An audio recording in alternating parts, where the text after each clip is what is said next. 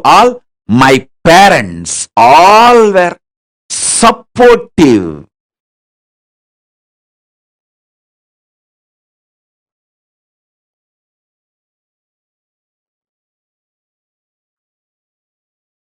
One of my guru, Mata Vibhudanandapuri, Kuppammal, who brought me up, the main few people who collectively took the responsibility of me and worked almost 24/7 for me is Isakki Swami, Mata Vibhudanandapuri, Kuppammal, Yogi Yoganandapuri, Raghupati Yogi, Narayana Swami Tata, Tottakara Tata, that's a nickname, Narayana Swami Pillai. These few people.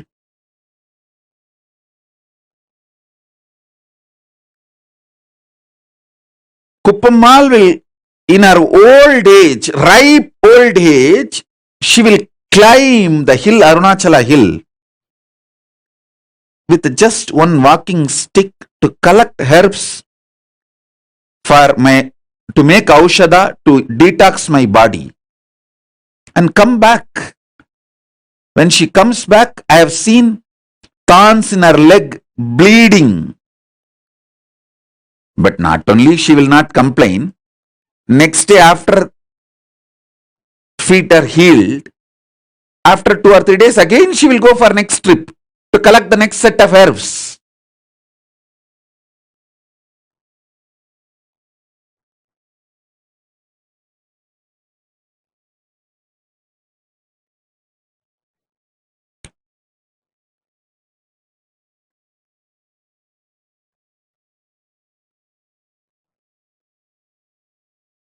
The fortune, best thing I had in my life is that kind of guru, legal, social ecosystem which did not interfere between guru and disciple. Above all, my parents were absolutely clear. My gurus are the decision makers in my life.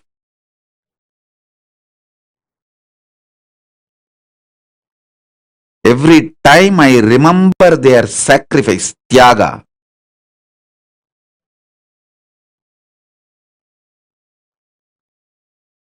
sometimes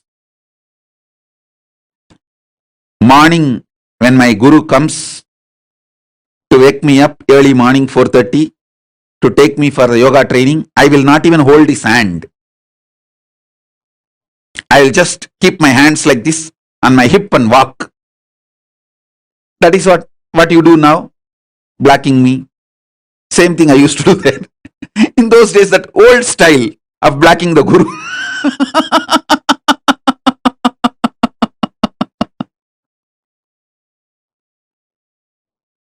Now in the modern day, the kids block in the Facebook and kids block in the social media. That is modern day way of blocking.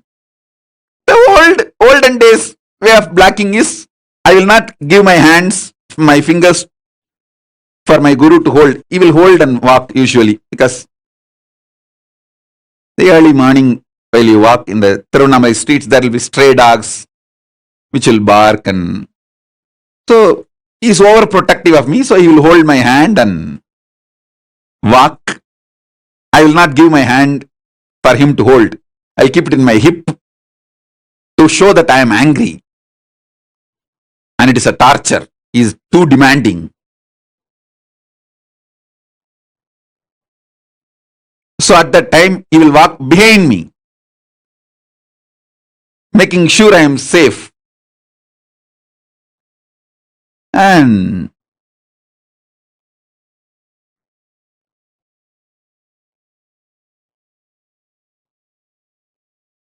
I have seen their tyaga. I have seen their sacrifice. I have seen their love. I have seen how they poured their life into me.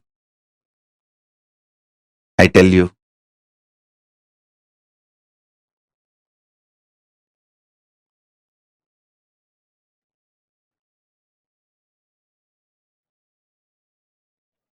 That is why I am so grateful to that whole ecosystem.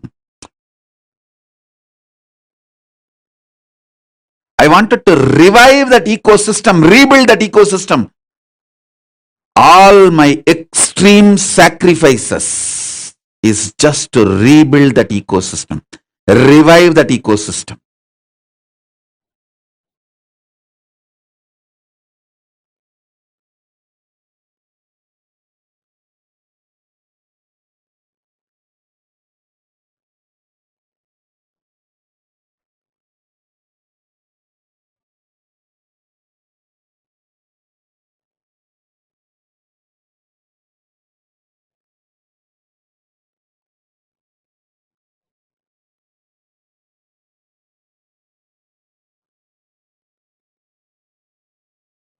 So whenever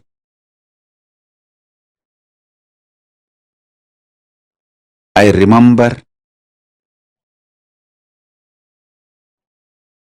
the extreme sacrifice of my gurus,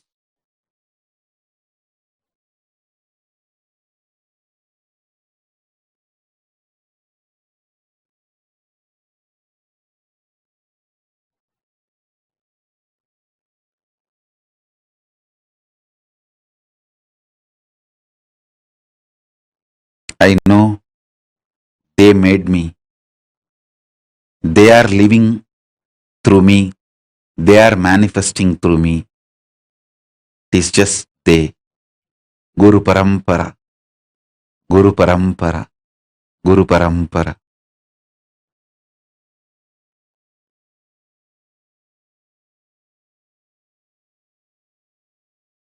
I have seen great yogi like Raghupati Yogi doing dharana, not only on his body, expressing those powers of dharana through my body, just like that, casually.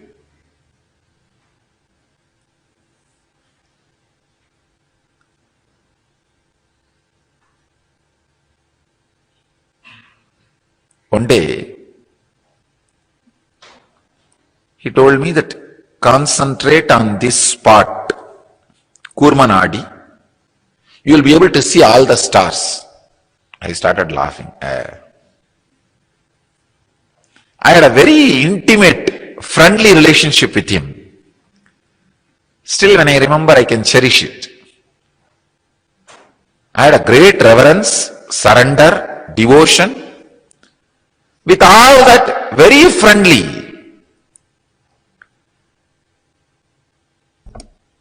I can say one of the important ingredient was there in my relationship with him, which I cherish still now. I was never surprised or shocked by the extraordinary powers he expressed. He said, it's okay. Somehow, in the deep down, even though I have not started expressing those powers at those moments through my body and mind, I just know I have all of them inside me.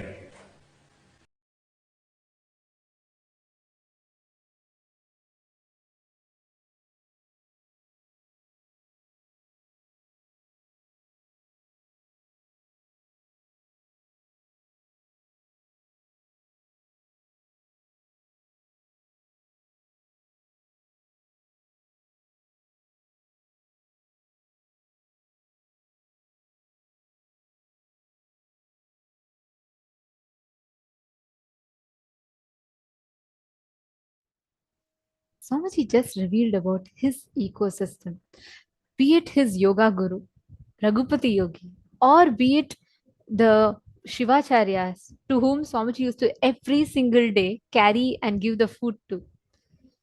For each one, Swamiji revealed about how the ecosystem of Tiruvannamalai played a crucial role for. Actually, all of you should know that the entire Tiruvannamalai, every street in Tiruvannamalai, everyone in Tiruvannamalai literally adores Swamiji. For all of them, Swamiji is not just like he's not just a god. For them, he is someone so near to them, who's born in their place, who's brought up by them. And then it is like how the Gopikas, they all used to celebrate their rights over Krishna so much. They used to tell literally that Krishna is their own. He belongs to them. He may go anywhere. That is why in Tamil there's a beautiful saying for Paramashiva. They say, Hennatudaya Analum, Tennatudaya Shivane Potri. Means whichever place he might go, but he belongs to the um, southern part of Bharat. Please understand, Paramashiva, in his 1008th incarnation as our beloved Swamiji, the Supreme Pontiff of Hinduism, has made his descent consciously choosing to happen in the sacred city of Tiruvannamalai.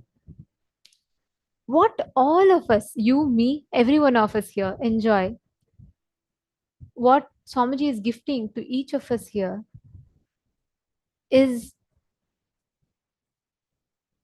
an very, very important aspect for all of our lives. The science, Swamiji is literally gifting us enlightenment itself. But that enlightenment, in the most juiciest of ways, is gifted to all those that are in the sacred kshetra of Tiruvannamalai. Swamiji tells whatever could be the, whether it is the disciples, devotees, or even if it is a normal citizen of Tiruvannamalai, every single one is close to Swamiji's heart. When an avatar descends, right? When an avatar is birthed, it is not just that he chooses to descend in a particular place and he says, okay, all right, I'll just go there and he'll go. Please understand, the birth of an avatar involves extensive planning. Let's say if a prime minister of a country is going to another country, it's not just like he just gets into the flight and he goes. There's immense planning, right? The all the ministries prepare for the country, the host country prepares, and also the ministries here prepares to receive the prime minister there, doing the security check, everything. Imagine now we are talking about a country's prime minister. Here, Swamiji is Paramashiva, the primordial divinity, the supreme godhead of all the multiverses put together. So, for the descent of such an avatar on planet Earth is not a joke.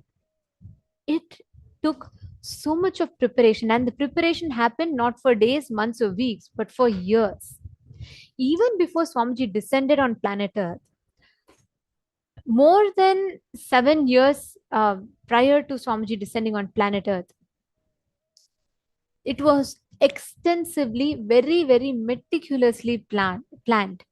How, what Swamiji will be doing, where Swamiji will descend, who will receive Swamiji, who needs to come earlier, who needs to come later, who needs to come to receive Swamiji, who needs to come for, what needs to be done, who needs to come before to receive Swamiji, who needs to come when Swamiji is there. Each one was meticulously planned and being made available to all of us. Now, for the descent of such an avatar to happen, it requires the enlightened beings, Siddha Purushas, various rishis, munis, every one of them to come to receive the avatar who is descending on planet Earth.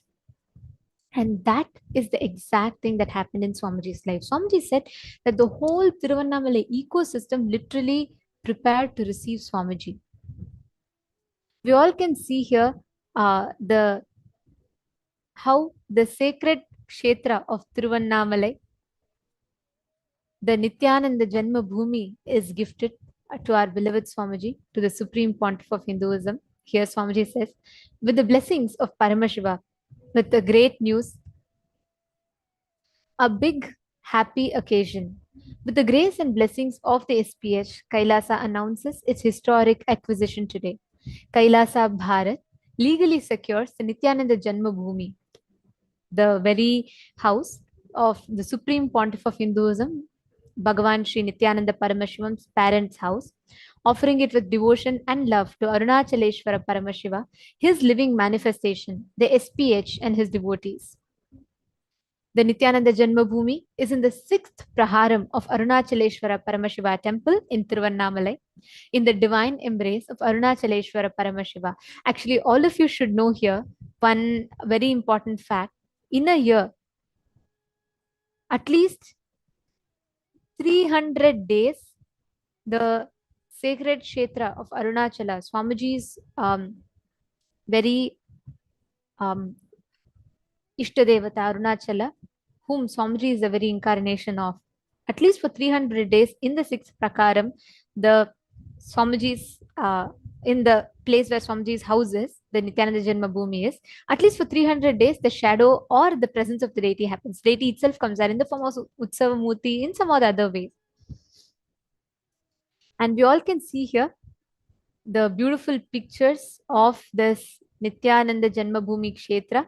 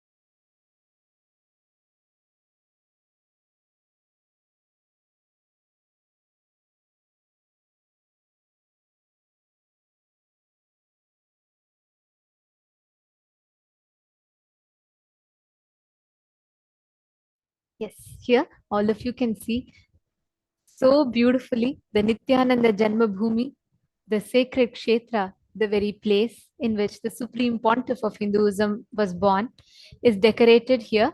And this actually, the place that you're all seeing, this is the house. The whole house, like Swamiji said, originally it was a huge, tight-knit joint family. So literally the whole street belonged to Swamiji, which means all the houses across the street is Swamiji's own house. And in the course of time, the due course of time, there were different shops and setups that happened there. And here, this is the main place where Swamiji was born, the Nithyananda Janmabhoomi, as you all can see. And we can see the Pratyaksha Murti of Swamiji sitting there. And this is the Arunachaleshwara Paramashiva and Devi Unnamalai. Actually, this procession, at least 300 days a year of all the festivities, the deity visits this very street, the 6th Praharam. And this is the documents, the whole, literally, I should say, not just whole planet Earth, the 14 worlds celebrated this auspicious happening, where the Nithyananda Janmabhoomi, after KAILASA Bharat legally secured it, the documents were offered to Swamiji's Guru, our Parama Guru, Arunagiri Yogeshwara, Paramashiva himself, in the sacred temple of Tiruvannamalai. And this is the Annadan being served to all the devotees who visit.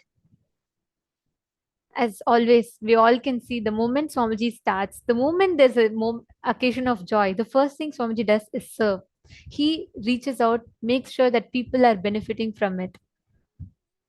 And you all can see here so beautifully the devotees, everyone who walks there to see Arunachala is blessed with this sacred Annadan, is blessed with the sacred Aushadha Annadanam that is happening.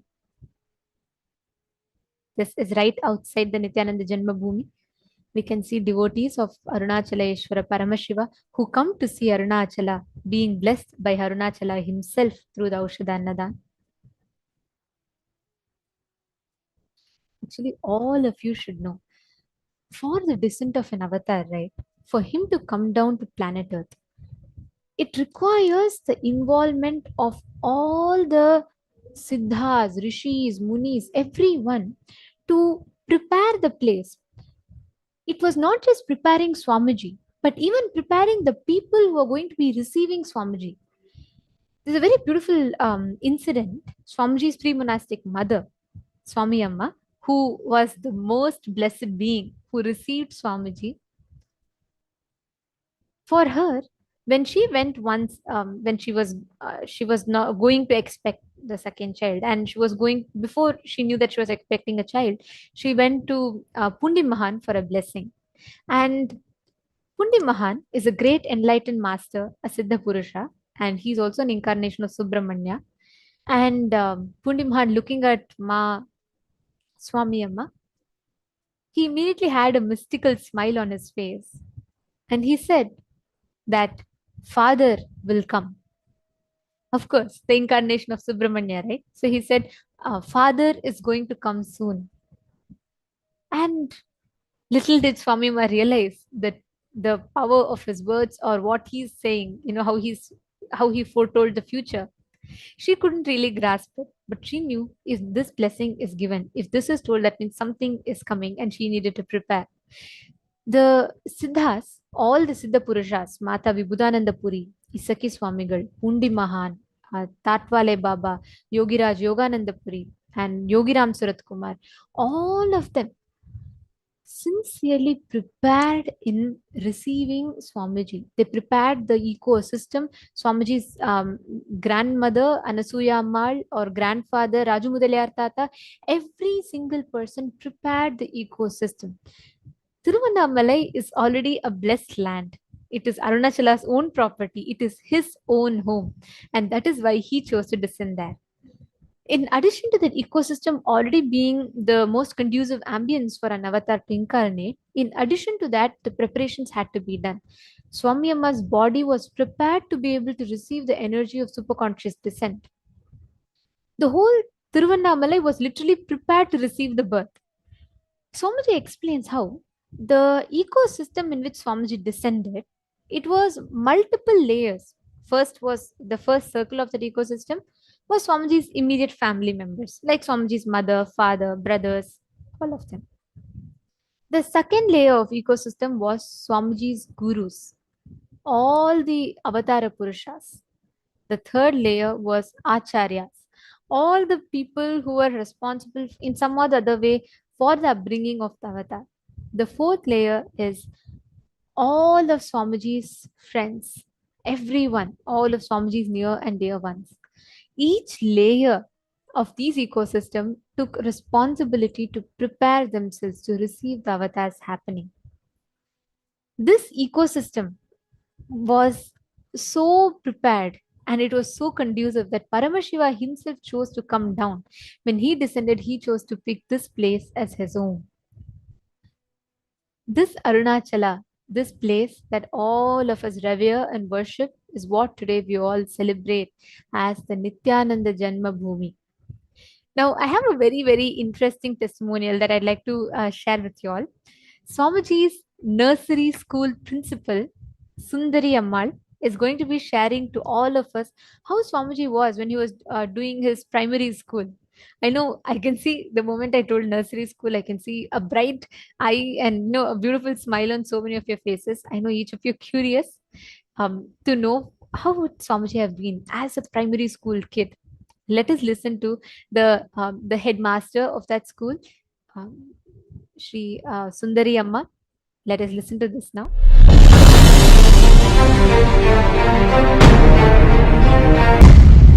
என் பேர் CP சுந்தரி. காஞ்சிபுரத்துலேருந்து 61ல் நான் married ஆகி திருவண்ணாமலைக்கு வந்தேன். திருவண்ணாமலையில் 72லேருந்து கண்டினியூவாக இருக்கேன். 73ல் தான் Sri Ganesh nursery school ஆரம்பித்தேன். அப்போவே நான் மிடில் ஸ்கூலுடைய எச்எம் இருந்தேன். முனிசிபல் மிடில் ஸ்கூலுடைய எச்எம்மாக இருந்தேன். அதுக்கப்புறம் ஹையர் செகண்டரிக்கு எச்எம்க்கு போனேன். என்னிடம் நான் வைத்து நடத்திய Sri Ganesh nursery and primary பள்ளியில் சுவாமி நித்யானந்தர் எல்கேஜியில் 1981 ஆண்டு சேர்ந்தார். 1 இயர் அவர் இங்கு எல்கேஜியில் பயின்றார். பிறகு கன்னிகா பரமேஸ்வரி பள்ளியில் தன்னுடைய பள்ளி வாழ்க்கையை துவங்கி ஹையர் செகண்டரி ஸ்கூலில் பள்ளி படிப்பை முடித்துக் கொண்டு அவர் மேற்படிப்புக்கு வெளியே ஊருக்கு சென்றார். இங்குதான் அவருக்கு அபியாசத்தை நான் தொடங்கி வைத்தேன். அக்ஷராபியாசம் நான் தான் பண்ணி வச்சேன் அவருக்கு. ஓம் நம சிவாய அவரு கைப்பட அவர் கை தொட்டு எழுதியவ நான் தான், கை பிடிச்சு எழுதினவ. அவர் ரொம்ப ஸ்மார்ட்டா நல்லா இருப்பாரு.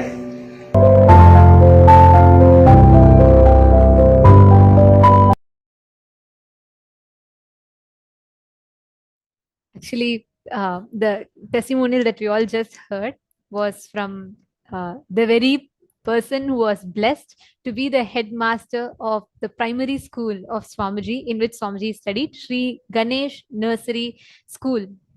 And the beautiful sharing that we all listened to, I'd just like to summarize. There were subtitles in English as well, but I'd just like to summarize. She was sharing that she was the blessed being who did the Aksharabhyasam to Swamiji the first time. When Swamiji was born, right after Swamiji was born, she was the headmaster at that time of that primary school. And like she beautifully said, Swamiji used to be a bright child. He used to be very attentive, and he used to learn things very fast. And she also said that she was a blessed being who with her own hands made Swamiji write the first time. And she made him write Om Namah Shivaya as the first letters during the Aksharabhyasam to Swamiji. Every soul in Tiruvannamalai is blessed. Every single person were personally handpicked by the avatar to receive the avatar on planet Earth. Every soul in Tiruvannamalai, every being in Tiruvannamalai is blessed. Actually, there's a very beautiful sharing by another person, another blessed being like this, who is the owner of the Jiva Press, who shares how he shares the sweet memories of Swamiji's, how he used to, when he was photographing Swamiji, when he took the photo of Swamiji's first Chaturmasya, he shares his memories of how it was to see Swamiji as a young boy of 3-year-old.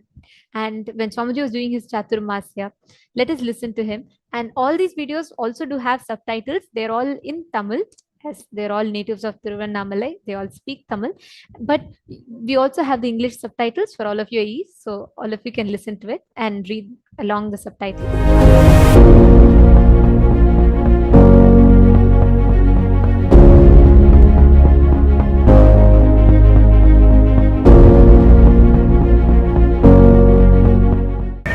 என் பேர் R Venkatesan. பிறந்தது திருவண்ணாமலை தான். வயசு 73. சாமியே எனக்கு ஒரு 40 வருஷமாக தெரியும். சாமி குடும்பம் எல்லாருமே எனக்கு தெரியும். சாமி அப்பா அம்மா, அவங்க பாட்டி அனுசூயா அம்மா எல்லாருமே எனக்கு தெரியும். சாமியோடைய இடத்துல முதல்ல ப்ரெஸ் வச்சுருந்தேன். அப்புறம் ஒரு இடம் எதிர்க்க மாற்றிக்கிட்டேன். பர்னாம் சிட்டி இடத்துல மாற்றிக்கிட்டேன். சின்ன வயசுலேருந்தே தெரியும். சாமி படிக்கிறதுலேருந்தே தெரியும். அதுக்கப்புறம் படித்து அவருடைய சின்ன வயசில் பக்தி அதிகம். மற்றவங்களாம் அந்த வயசில் அந்த அளவுக்கு பக்தி இருக்காது. ஒரு குறிப்பிட்ட வயசுக்கு அப்புறம் தான் பக்தி வரும். ஆனால் சாமிக்கு சின்ன வயசுலேருந்து நல்ல பக்தியாக இருப்பார். குரல் ரொம்ப நல்லா இருக்கும். அவருடைய பேசினார்னா கணின்னு கேட்கும். அவர் பாலிடெக்னிக் படித்து அந்த லீவில் வந்தாருன்னா டக்குன்னு வீட்டுக்குள்ளே போக மாட்டாங்க. வெளியில் நின்று படிக்கிட்டாங்க, நின்று மலையை கும்பிட்டு கோயிலுக்கு கும்பிட்டு நமஸ்காரம் பண்ணிவிட்டு ஒரு 5 நிமிஷம் அங்கேயே இருந்துட்டு ஆகிறதுக்கப்புறம் தான் வீட்டுக்குள்ளே போவார். எங்கள் ப்ரெஸ்ஸுக்கும் வருவார். ப்ரெஸ்ஸில் வந்து பேசிட்டு இருப்பார். பைனிங்லாம் கொடுப்பாரு, பைனிங்லாம் செஞ்சு கொடுப்போம். சாமி படம் முக்கியமாக அதை கேட்டு வாங்கிட்டு போய் வீட்டில் வச்சு பூஜை பண்ணுவார். அதெல்லாம் எல்லாமே செய்வார். நாங்கள் பூ பல்லக்கெல்லாம் பிரிண்டிங்கெல்லாம் போட்டு கொடுங்க, அந்த படம் எடுத்துகிட்டு போய் வச்சு அவர் வீட்டிலே பல்லக்கு செஞ்சு அதில் வச்சு செய்வார். சாமியை எனக்கு பிரசாதம் கொடுக்கணும், கண்டிப்பாக தரேன், ப்ரெஸ்காரன்னு போடுவார். அச்சு ஆஃபீஸ்காரன்னு தான் கூடுவார். நான் அச்சு ஆஃபீஸ் வச்சுருக்கீங்க, அச்சு ஆஃபீஸ்கார் கொடுக்குற அச்சு ஆஃபீஸ்கார் உங்களுக்கு இருக்காது என்ன அப்படின்னு. ப்ரெஸ் பேர் ஜீவா அச்சகம் வச்சு நடத்திட்டு இருக்கேன். அந்த அந்த பில்டிங் ஓனர் பேர் பலராம செட்டியார். அவர் தான் முதல்ல சின்ன வயசுல பக்தி அதிகமாக இருக்க பார்த்துட்டு சாமியார் அப்படின்னு கூடுவார். அப்படி கூடும்போது சாமிக்கு ரொம்ப சந்தோஷமாக இருக்கும். நம்மளை சாமியாரும் கூப்பிட்றாங்க, அது ரொம்ப சந்தோஷமாக இருக்கும். அதுக்கப்புறம் நாங்களும் சாமியாரும் கூப்பிடுவோம். அது அவருக்கு ஒரு திருப்தி, சந்தோஷம். அந்த வார்த்தையே பின்னாடி அவர் சாமியாக ஆகிட்டு இருக்கும்போது எனக்கு ஒரு எண்ணம். இது வரைக்கும் அவர் அப்படியே இருக்கிறாரு. அதுக்கப்புறம் ஒரு நாள் வீட்டில் ஆள் இல்லை, வீட்டில் இருந்து படிச்சுட்டு வந்தார். படிச்சுட்டு எங்கே படிச்சதுன்னு சொல்லிட்டீங்கன்னா குடியாத்தம் ராஜகோபால் பாலிடெக்னிக் படித்தார். படிக்கும்போது அதுக்கு முன்னாடி நல்ல மார்க் எடுத்ததுனால அங்கே அவர் ஃப்ரீயாகவே சீட்டு கிடைச்சது. அமௌண்ட் எதுவும் கட்டாமல் ஃப்ரீயாகவே சீட்டு கிடைச்சி படிச்சுட்டு இருந்தார். சாமியார் என்னன்னா கடைக்கு வந்தால் அது எந்த சாமி படம் அது நாங்கள் சாமி வராது, புதுசாக சாமி படம்னா இதுதான் அவருடைய நாட்டம் பக்தி. அதுதான் அவர் இல்லை, ஏற்கனவே பத்திரிகையில் வருது இல்லையா, திருமண பத்திரிகை மற்ற பத்திரிகைலாம் சாமி படம் போட்டு அந்த படத்தை வச்சு போகலாம்.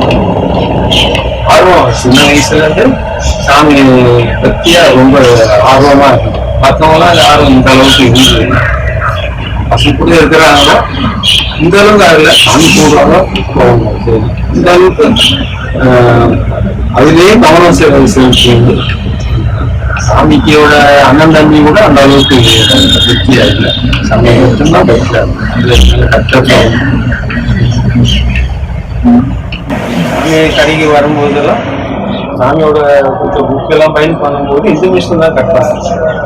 இதில் கட் பண்ணி தான் பைனிங் பண்ணி கொடுத்தாங்க. சாமி இந்த மிஷின் பார்த்தாலும் ஞாபகம் இருக்குமோன்னு தெரியல, இந்த மிஷின் தான் கட் பண்ணி.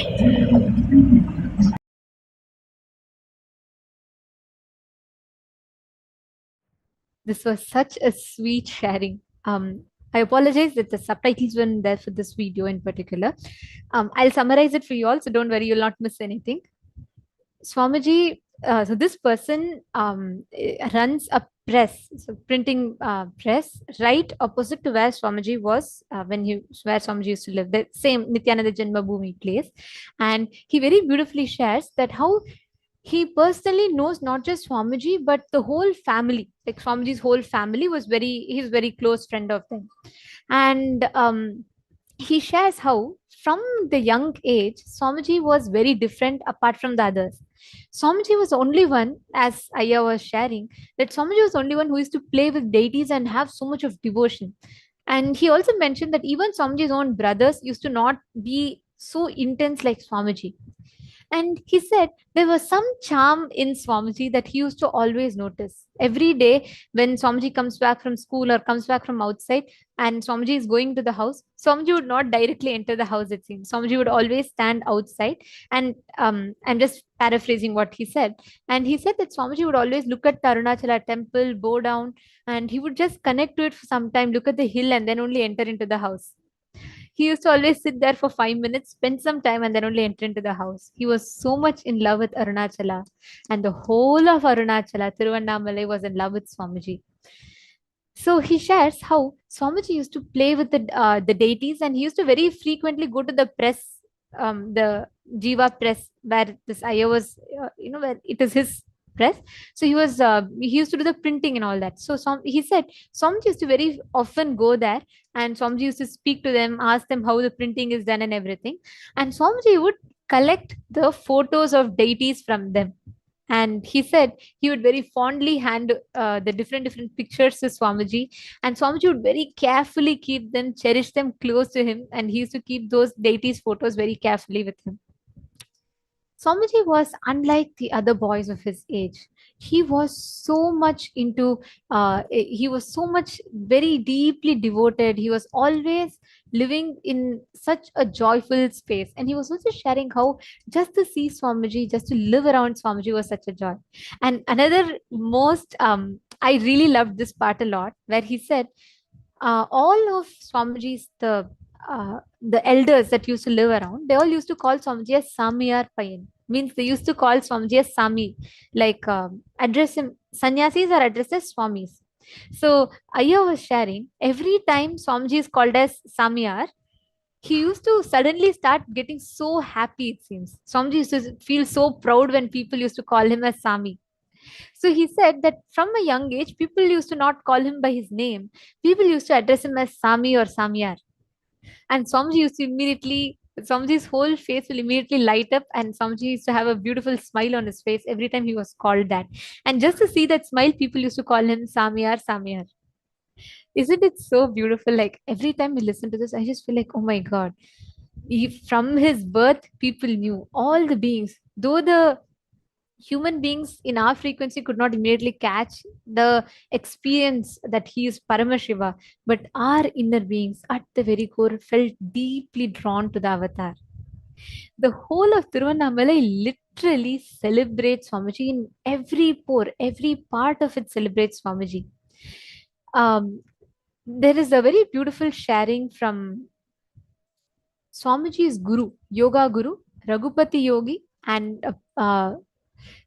Yogiraj Raghupati Yogi, who used to train Swamiji in yoga. Like Swamiji used to do yoga from sunrise to sunset. And Swamiji is very, very fond of Raghupati Yogi. And we have a very beautiful testimonial from his wife, Premavati Ammal, and his son, Bhupati, Sri Bhupati, both of whom are sharing about how they first time saw Swamiji levitate. And they share about how Swamiji had, Raghupati Yogi had teleported a conch for Swamiji. These mystical experiences we get to hear, it is, see, one thing listening from Swamiji is one, but more than that, when we listen to his Leelas from the people who witnessed it, from those beings that were chosen to be a part of this Leela, is amazing. This particular sharing will have the one of the youngest sons of Sri Raghupati Yogi sharing about how he went and he used to pester Raghupati Yogi, telling him like what is so special about Swamiji. And Raghupati Yogi gave a very beautiful experiential answer for the question. Let us listen to it now. And this video does have the English subtitles, and you all can watch it along.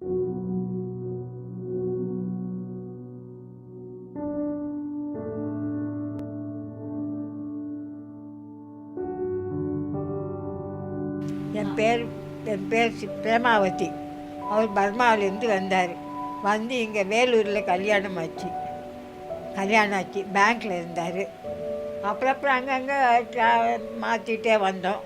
Tiruvannamalai வந்து சேர்ந்தோம் நாங்கள்.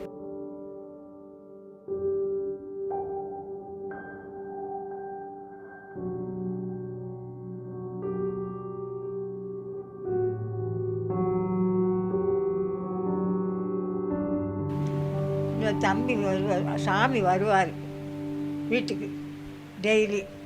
ஒரு 2 மணி நேரம் உட்காந்துட்டு இருப்பார். உட்காந்துட்டு எழுதி இவர் கூட போயிடுவார். கோவிலில் போய் யோகாலாம் சொல்லி கொடுத்துக்குன்னு அவர் பாட்டுக்கு அவர் போயிடுவார். இவர் பாட்டுக்கு இவர் வந்துடுவார். கோவிலில் போய் செய்வார். அப்புறம் அவங்க டெய்லி பண்ணிகிட்டு இருப்பாங்க. டெய்லி வருவார் சாமி. ஒன்று கூட சாப்பிட மாட்டார், கொடுத்தா கூட சாப்பிட மாட்டார்.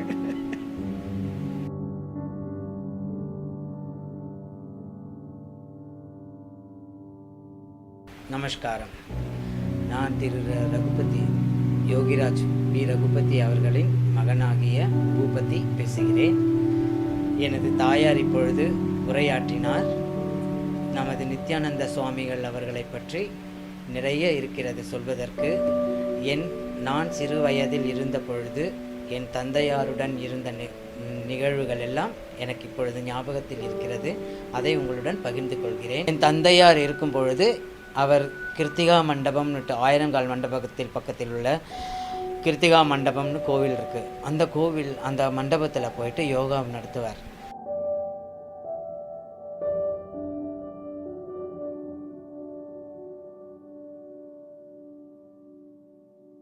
யோகா சொல்லி கொடுக்கும்போது நம்ம நித்யானந்த சுவாமிகள் அப்பொழுது சிறு வயது சிறுவன் அவர் வீட்டுக்கு வருவார். அம்மாவிடம் கேட்பார், குருஜி இருக்கிறாரா அப்படின்ட்டு. அம்மா என்ன சொல்லுவாங்க, அப்பா தூங்கின்னு இருக்காருப்பா அப்படின்வார். அவர் நேராக போவார்.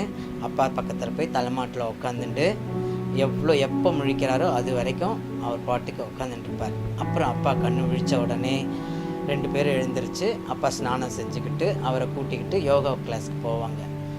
அப்போ அப்பா சொல்லுவார், டேய் இதோ வந்திருக்கிறார் தம்பி, இந்த தம்பியை பாரு, இந்த தம்பி பின்னால எவ்வளோ பெரிய மகானாக போகிறாரு, உலகம் அறியற அளவுக்கு போவாரா, உலகத்தையே காக்கக்கூடியவராகவும் செய்வார், அவருக்கு அவ்வளோ ஞானம் இருக்குடா அப்படின்ட்டு அவர் அப்போ சொன்னார். இப்போ உனக்கு தெரியாது, நீ பின்னாடி நான் இறந்த பிறகு என்னுடைய மறைவுக்கு பிறகு தான் உனக்கு எல்லாமே தெரியும் அப்படின்னு அப்பா சொல்லுவார். அப்பொழுது எனக்கு அவ்வளவாக தெளிவு இல்லை. இப்பொழுது நான் அதை உணர்கிறேன். ஒரு தோல் இருக்கும், அந்த மான் தோல். அந்த மான் தோலில் நடுராத்திரியில் அப்பா தியானம் பண்ணுவார். கண்ணை மூடிட்டு தியானம் பண்ணுவார். சில நேரத்தில் அந்த மானுத்தோலுக்கு மேலேயே கொஞ்சம் எழும்பி உட்காந்து தியானம் பண்ணுவார் அப்பா. அப்படி பண்ணும்போது நான் பார்த்துருக்குறேன். அந்த கண் கூட பார்த்ததில் ஒரே ஒரு நிகழ்ச்சி, ஒரு நாள் இரவு நான் படுத்துக்கிட்டு இருக்கிறேன். பக்கத்து அறை, அந்த அறையில் அப்பா தியானம் பண்ணின்னு இருக்கிறார். திடீர்னு கண் விழிப்பு வந்தது. கண் விழிப்பு வந்தால் சின்ன லேம்ப்பு எங்கள் வீட்டில், அதாவது நைட் லேம்ப்பு. அந்த நைட் லேம்ப்பு சின்னதை வச்சுருப்போம். அந்த லேம்ப் ஒளி தான் இருக்குது, வேறு எந்த ஒளியும் இல்லை. அந்த ஒளி என்ன ஹால் ஃபுல்லாக பரவி இருக்கும். அப்போது அப்பாவை நான் பார்க்குறேன். அப்பா தரையிலேருந்து ஒரு அரை அடி ஸ்கேல் இருக்கும் இல்லைங்களா, அந்த அளவுக்கு உயரத்தில் நின்றுக்கிட்டு உட்காந்துட்டு தியானம் பண்ணுறார். நான் ரொம்ப பயந்துட்டேன். ஐயோ அப்பாவா இப்படி பண்ணுறாரு, ஐயோ நம்ம எப்படி ஒரு மாதிரி ஷிவரிங் ஆகிடுது. சரின்னு பயத்துலேயே அம்மா கிட்டே போய் ஒதுங்கிட்டு கம்முன்னு படுத்துட்டேன். நான் திருப்பத்தூரில் ஒரு ஸ்கூலில் ஒர்க் பண்ணிட்டு இருந்தேன். அப்போ என் ஃப்ரெண்டு விடுதி, பெங்களூரில் இருக்கு பாருங்க விடுதி, அந்த விடுதி ஆசிரமத்தில் அவர் இருந்திருக்கார். அவர் இருக்கும்போது என் ஃப்ரெண்டு போயிருக்கிறார். அந்த விடுதி ஆசிரமத்தில் என் தந்தையுடைய ஃபோட்டோ, நித்யானந்த சுவாமிகள் இவங்களெல்லாம் பார்த்துட்டு என்கிட்ட பேசிகிட்டு இருந்தார். எனக்கெல்லாம் தெரியும், நித்யானந்த சுவாமிகள் தானே, எல்லாம் நல்லா தெரியும் எனக்கு. என்ன எப்படி தெரியும்னு இல்லை, அவர் எங்கள் அப்பா கிட்ட குருவா, என் தந்தையாரிடம் இந்த அப்பா கிட்ட வீட்டுக்கு யோகாலாம் கற்றுக்கிட்டு போனவர் தான் இப்போ பெரிய மகானாக இருக்கிறாரு அப்படின்னோடனே, நீ இவ்வளோ அசால்ட்டாக பேசுகிற? அவர் சொல்கிறார், என் ஃப்ரெண்டுக்கு அப்போ தான் உரைக்குது எனக்கு மனசுக்கு, அது வரைக்கும் எனக்கு உரைக்கலை. என்ன இவ்வளோ கேர்லெஸ்ஸாக பேசுகிற? அவர் எவ்வளோ பெரிய மகானாகி வந்திருக்கிறாரு, அந்த மகானை போய் நீ இவ்வளோ கேர்லெஸ்ஸாக பேசுகிற? உங்கள் அப்பா ஃபோட்டோவை பார்த்துட்டு ரொம்ப ஸ்டன் ஆகிட்டு, ஐயோ ஐயோ ஐயோ ஐயோ காண கிடைக்காத அரிய காட்சியாக இருக்குதே, அந்த தேவ புருஷனாக இருக்கிறாருன்னு சொல்லிட்டு நான் எவ்வளோ பக்தியாக அவர்கிட்ட யோகா கற்றுக்கணும், தியானம் எல்லாம் கற்றுக்கிட்டு வந்திருக்கேன் அந்த மடத்தில் போய், நீ இவ்வளோ அசால்ட்டாக பேசுகிறியே அப்படின்னு சொல்லிட்டு சொன்னார். அப்போ தான் எனக்கு மனசில் உரைக்க ஆரம்பிச்சது திருப்பத்தூரில்.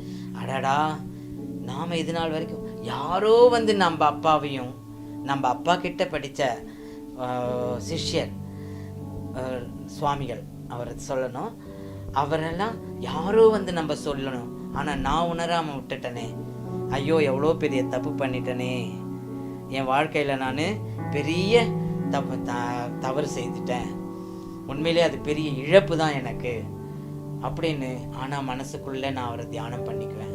சுவாமி, நீங்கள் சிறு குழந்தையாக இருக்கும்போது நம்ம வீட்டுக்கு வந்திருக்கிறீங்க, நம்மெல்லாம் எப்படி பழகிருக்கிறோம், போயிருக்கிறோம்.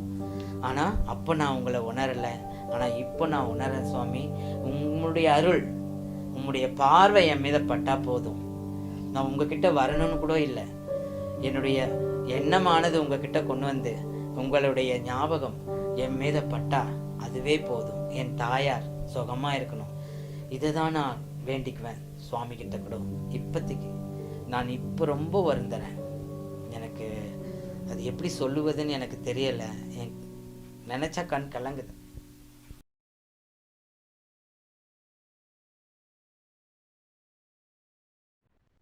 Oh my God. This sharing, listening to it, even I had tears in my eyes. Isn't it so beautiful? We had the subtitles, but I'd like to take the pleasure of even repeating it once again to all of you. So this sharing is by Ma Premavati Ammal and Sri Bhupati. So Premavati Ammal is the wife of Raghupati Yogi, Swamiji's yoga guru, Yogi Raj Raghupati Yogi, and Bhupati is the son of Raghupati Yogi. So she was very beautifully sharing how Raghupati Yogi is originally from Burma, present in Myanmar, and come to he had come to Tiruvannamalai and he was working in bank. And just after Swamiji was born, he had left his work in the bank and everything. And Swamiji, she called Swamiji as Swami, like from the young age, right? And she said she recollected how Swamiji would come every day to the house, spend 2 hours with Raghupati Yogi, and then go to the Kritika Mantapam in Tiruvannamalai and learn yoga. And she particularly recollects how she would offer a lot of sweets, something to Swamiji to make him eat, and he would just so beautifully say, no, I don't want anything, I don't want anything, and he would just not eat at all. And she shares how she used to experience that joy of having Swamiji. And something that I really enjoyed was the sharing of the son. He said from his young age he has seen Swamiji grow. He has seen Swamiji learn. And he said how Raghupati Yogi used to be sleeping, right? And when Swamiji goes at sometimes, so he would ask, is Raghupati Yogi there? And the son would reply to him, Illa appa tungraru, means like, no, father is sleeping. So Swamiji would be such a young boy. Swamiji was just 8 or 9 years old. And when the son would say, no, no, father is sleeping, he is not there, Swamiji would still go and he will sit just right next to Raghupati Yogi for 2 hours straight, just looking at Raghupati Yogi, not moving from there. He would just sit. He would not get restless. For a child to sit like that, and you would be so lost in just seeing Raghupati Yogi. And after 2 hours, when Raghupati Yogi slowly gets up, at that time he will see Swamiji already waiting for him. And Swamiji would not tell anything. He would never express that I waited for long, nothing. He would just patiently wait. And then Raghupati Yogi used to get up and take him to the Kritika Mantapam, and they used to do the yoga there. And he very beautifully shares how this son of Raghupati Yogi, Sri Bhupati Aya, he used to go and ask Raghupati Yogi, what is so special about him? Right? Why are you training him so much? And Raghupati Yogi had told him one day that, watch, mark my words, I may not be there to see this, but after I leave my body, you will see that this young boy becomes the protector of the world. He's going to become someone big, and he is going to grow up to be the savior for human beings. He said he never really understood, the son said he never really understood the meaning of it. And he has seen Swamiji, he said one day night when he was sleeping, in middle of the night, he suddenly woke up and they had a lantern, the lantern that they used to have in the olden days. And that one light was lighting up the whole house. And he said, he saw that Raghupati Yogi used to have the tiger skin cloth, and he was seeing that Raghupati Yogi was sitting on it and meditating before he fell asleep. But when he woke up in middle of the night, he saw that Raghupati Yogi was levitating. And he said, this exact levitation science is what Raghupati Yogi gave Swamiji. And the son said so beautifully that he never really understood he had taken Swamiji for granted, which means he said he never really realized like Paramashiva was with him. And even when Raghupati Yogi told, it never really struck in him. He said once when he was working in a place called Tirupattur, his friend had happened to visit Swamiji at Bidadi Yadinam, and he received the blessing. So he went back to Bhupati Aya, and he said that I met Swamiji in Bidadi, and Bhupati Aya was like, okay. And he didn't really take it big. And he said, I saw even your own father's photo there being worshipped. Then he said, he asked the Bhupati Aya, do you know him? And Bhupati Aya said, yes, yes, he learned from my father. He's a disciple. He was one of the disciples of my father, and he had learned yoga from my father. And this friend was saying, this friend was shocked. He said, he's such a great Siddha Purusha, he's such a great being. And you're saying it so lightly, like so casually. And Bhupati has said beautifully, it is only in that moment it struck him. From his young age, he's seen Paramashiva play in front of him and grow up, become an incarnation to the whole world, revering and worshipping him. And he said, when the whole world is celebrating, I couldn't even cognize. I had taken him so much for granted. And he said, I just want to know Swamiji. I just want Swamiji to just see me once. I feel my life will be fulfilled. And that's all I had to tell. It was such a beautiful sharing. I'd like to request all the viewers that are watching us on Facebook. How do you feel when you listen to this?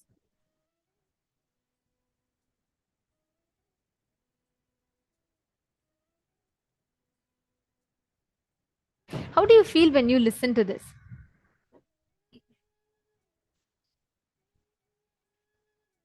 I see so many hearts flying in the comment section. Ma Margarita, Ma Sangavasini.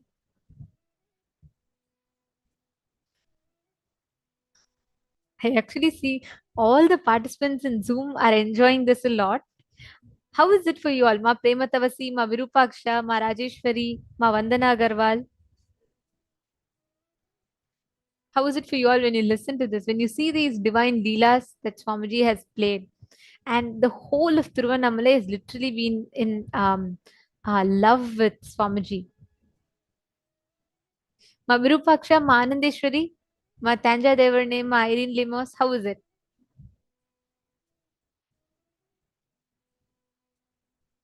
Actually, we all should know. Just there's a very beautiful verse in Bhagavatam. I always keep repeating this verse because it's such a beautiful verse. They say, Bhagavan Vedavyasa sings, Tavakatamritam Tapta Jivanam.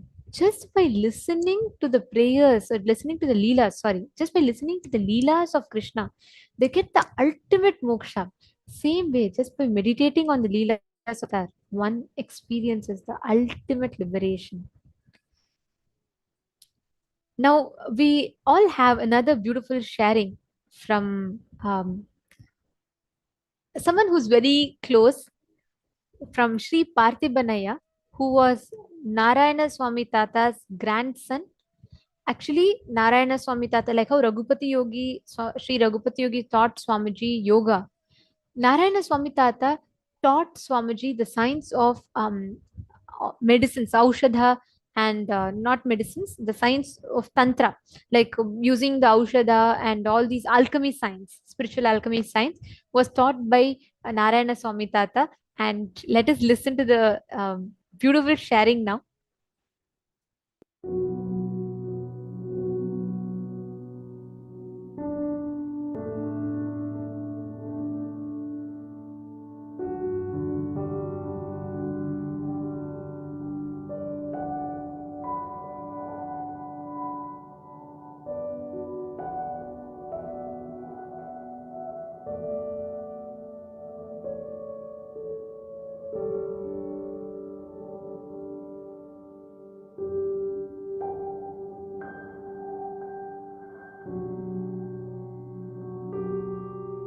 என் பேர் பார்த்திபன், நாராயணசாமியோட பெரிய பேர்.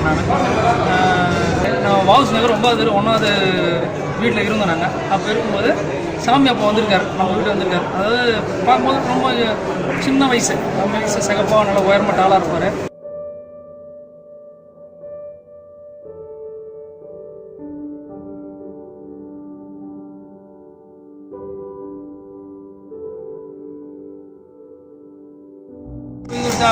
நாராயணசாமி இப்படி கால் மேலே கால் பண்ண வந்து அவர்கிட்ட பேசுவார். இவர் என்ன பண்ணுவார், நல்லா குனிஞ்சு உக்காந்துக்கிட்டு 2 பேரும் பேசிக்கவும் அந்த ஜன்னல் 2 ஜன்னல் திறந்திருக்கோம், வெளிச்சம் உள்ளே தெரியும். இவங்க 2 பேரும் உள்ளே வந்து வரும்போது தெரியும். நாங்கள் இப்போ அவர் கிராஸ் பண்ணி தான் போவோம். கிராஸ் பண்ணி போகும்போது அவரை பார்த்துட்டு போயின்னு வந்துடுவோம். நாங்கள் சாமி போனோம். நாங்கள் நேராக சமையல் அருகே எங்கள் ஹாலுக்கு ரூமுக்கு போயிடுவோம். நாங்கள் அது நின்று அவர்கிட்ட அவர் 2 பேருக்கு கிட்ட பேசிக்குவோம். அவ்வளோ உத்து பார்த்துவோம் 2 பேரும். யாராவது புதுசாக யாரம்மா என் தம்பி சொல்லுவோம், யாரோ ஒரு புதுசாக சிக்கிட்டுக்கிறாங்க பொழுது தாத்தா கிட்ட. அவர் போட்டு வர நம்மளுக்கு தான் சொல்லிக் கொடுக்கல, வேறு யாருன்னா சொல்லிக் கொடுக்கட்டும் அவர் தாத்தா அப்படின்னு சொன்னோன்னே சரி சொல்லிக் கொடுக்கட்டும் அப்படின்னு சொல்லிட்டு கம்மன் போயிட்டு வந்தோம். ஸ்ரீ சக்கரம் வரைவார், தாத்தா வரைவார். அது இந்த இப்போ தகட்டில் செம்பு தகட்டில் வரைவாங்க.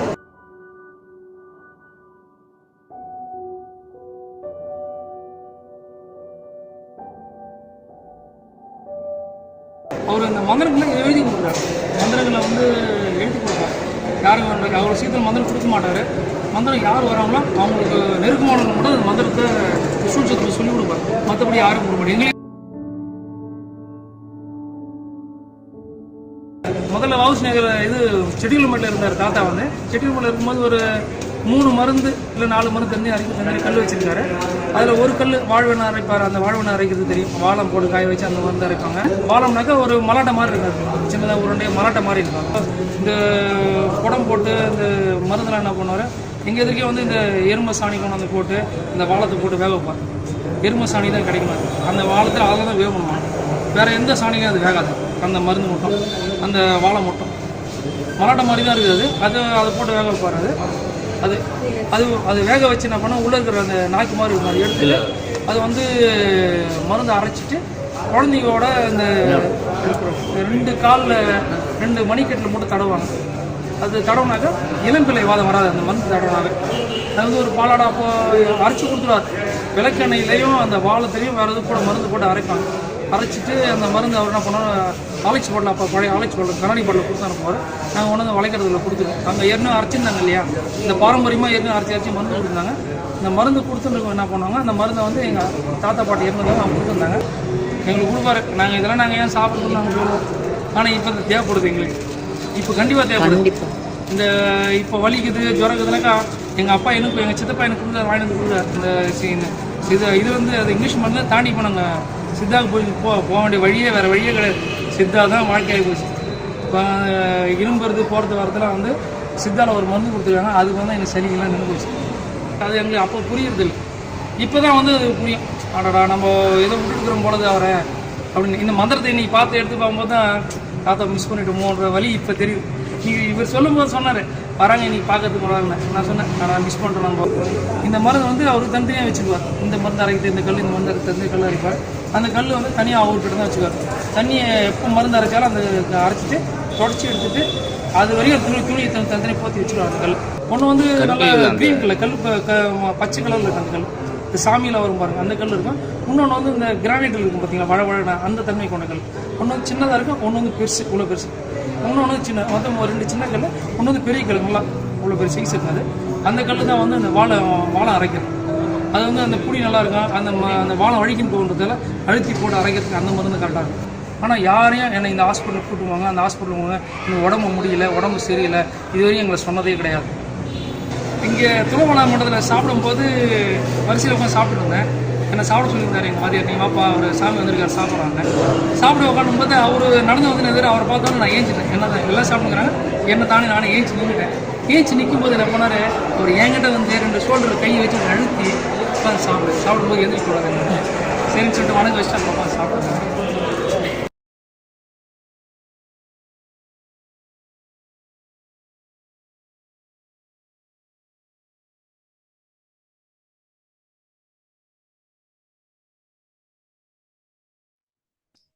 This was a sharing from Sri Narayana Swami Tata's own grandson. So I'll paraphrase. There were subtitles, but I'm just going to paraphrase it once more. So he was saying how Swamiji and Narayana Swami Tata used to sit every day, and they used to, like, for all his own grandsons used to not understand the value of what Narayana Swami Tata knows, the knowledge, right? So they used to not learn. And Swamiji used to have so much of sincerity, and they will all be surprised that he said all those who are elder to Swamiji also used to not sit and listen to Narayana Swami Tata so patiently. But every day Swamiji will come and sit, Narayana Swami Tata will sit in a chair, Swamiji will sit right at his feet, and he used to sit with so much of curiosity and interest, and he used to learn. And they said Narayana Swami Tata usually doesn't very easily reveal the knowledge. He used to not very easily reveal the secrets of medicines and everything. But for Swamiji, he used to reveal hours together everything. And he used to tell like the details, and he said that Narayana Swami Tata itself used to write and give the notes. He said kurip, like which type of stone used to be needs to be used, and like he was revealing about how one medicine which is done if it is applied at the ankle and knees of a born child, the child will never have any problem, bone related issues. They will never have these arthritis or any such problem. So he said, like, such sciences, even none, his own grandsons used to not know. But because Swamiji was so sincere and he was sitting, the Narayana Swami Tata used to teach it to Swamiji. And so Narayana Swami Tata itself used to draw and give it to him. And see, it is just so beautiful listening to each of these sharings. How personally Paramashiva prepared his arrival to planet Earth for this mission. Every single person he met, lived with, he handpicked and got them down. He chose, and every being was blessed with an important role to play in his descent. The next sharing we have is from Srimati Punkurali, who is one of the cousins of Swamiji. And I am curious to know, see, Swamiji with his gurus, we all know how Swamiji is. But Swamiji with his own friends and cousins, how was Swamiji when he was young? Let us listen to Ma Punkurali, who's sharing. She has had only one conversation with Swamiji in her whole life. And she shares how that one conversation was life-changing.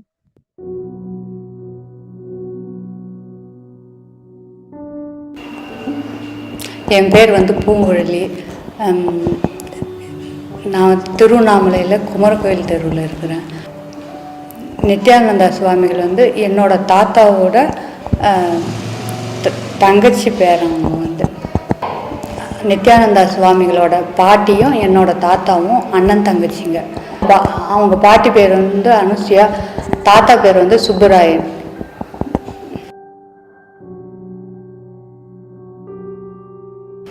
என்னோட பெரியம்மா பையன்தான் வந்து நித்யானந்தா சுவாமிகள்.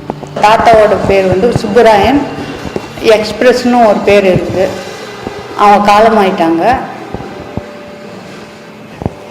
அவங்களோட வேலைகள் நடக்கிறது எல்லாமே ஃபாஸ்ட்டாக இருக்கும். அதனால் வந்து அவங்களுக்கு எக்ஸ்பிரஸ்னு ஒரு பட்டப்பேர் மாதிரி வச்சுக்கோங்க. அது மாதிரி நித்யானந்தா சுவாமிகள் கூட வந்து சின்ன வயசில் எனக்கு வந்து அவங்களோட அறிமுகம் கிடைச்சிது. மாட வீதியில் அவங்களோட வீடு இருக்கும். அப்போ வந்து நாங்கள் 10 நாள் உற்சவம் போது நாங்கள் சாமி பார்க்க போகும்போது அவங்க வீட்டில் தான் தங்கி சாமி பார்ப்போம். அப்போ வந்து அவங்க கூட எனக்கு பேசுகிற வாய்ப்பு கிடைச்சிது. அப்போ வந்து அவங்க சன்னியாசம் வாங்கிறதுக்கு முன்னாடி வந்து அவங்களோட பழக்க வழக்கங்கள், அவங்களோட ஆன்மீகமான செயல்கள்லாம் வந்து ரொம்ப ஒரு ஆச்சரியப்படக்கூடிய விதத்தில் இருக்கும். அப்போ வந்து அவங்களோட சின்ன வயசில் வந்து பார்த்திங்கன்னா அவங்கள சுற்றி இருக்கிறவங்களே அவங்கள ஒரு வித்தியாசமான ஒரு பர்சனாக இருப்பாங்க. அந்த திருவிழா கார்த்திகை தீப திருவிழாவும்போது அண்ணாமலையார் வீதி உலா மாட வீதி வரும்போது அவங்க வீட்டில் இருந்து தான் நாங்கள் பார்ப்போம். அப்போ பார்க்கும்போது அன்றைக்கி டைம் ஆயிடுச்சு. சாமி தெருவில் வீதி விழாவுறதுக்கு டைம் ஆயிடுச்சு. அப்போ வந்து நானும் என்னோட பாட்டியும் உட்காந்துன்னு இருக்கும்போது அவங்க கூட ஒரு பேசுறதுக்கு ஒரு வாய்ப்பு கிடைச்சிது. அப்போ வந்து பார்த்திங்கன்னா அவங்க சின்ன வயசுலேருந்து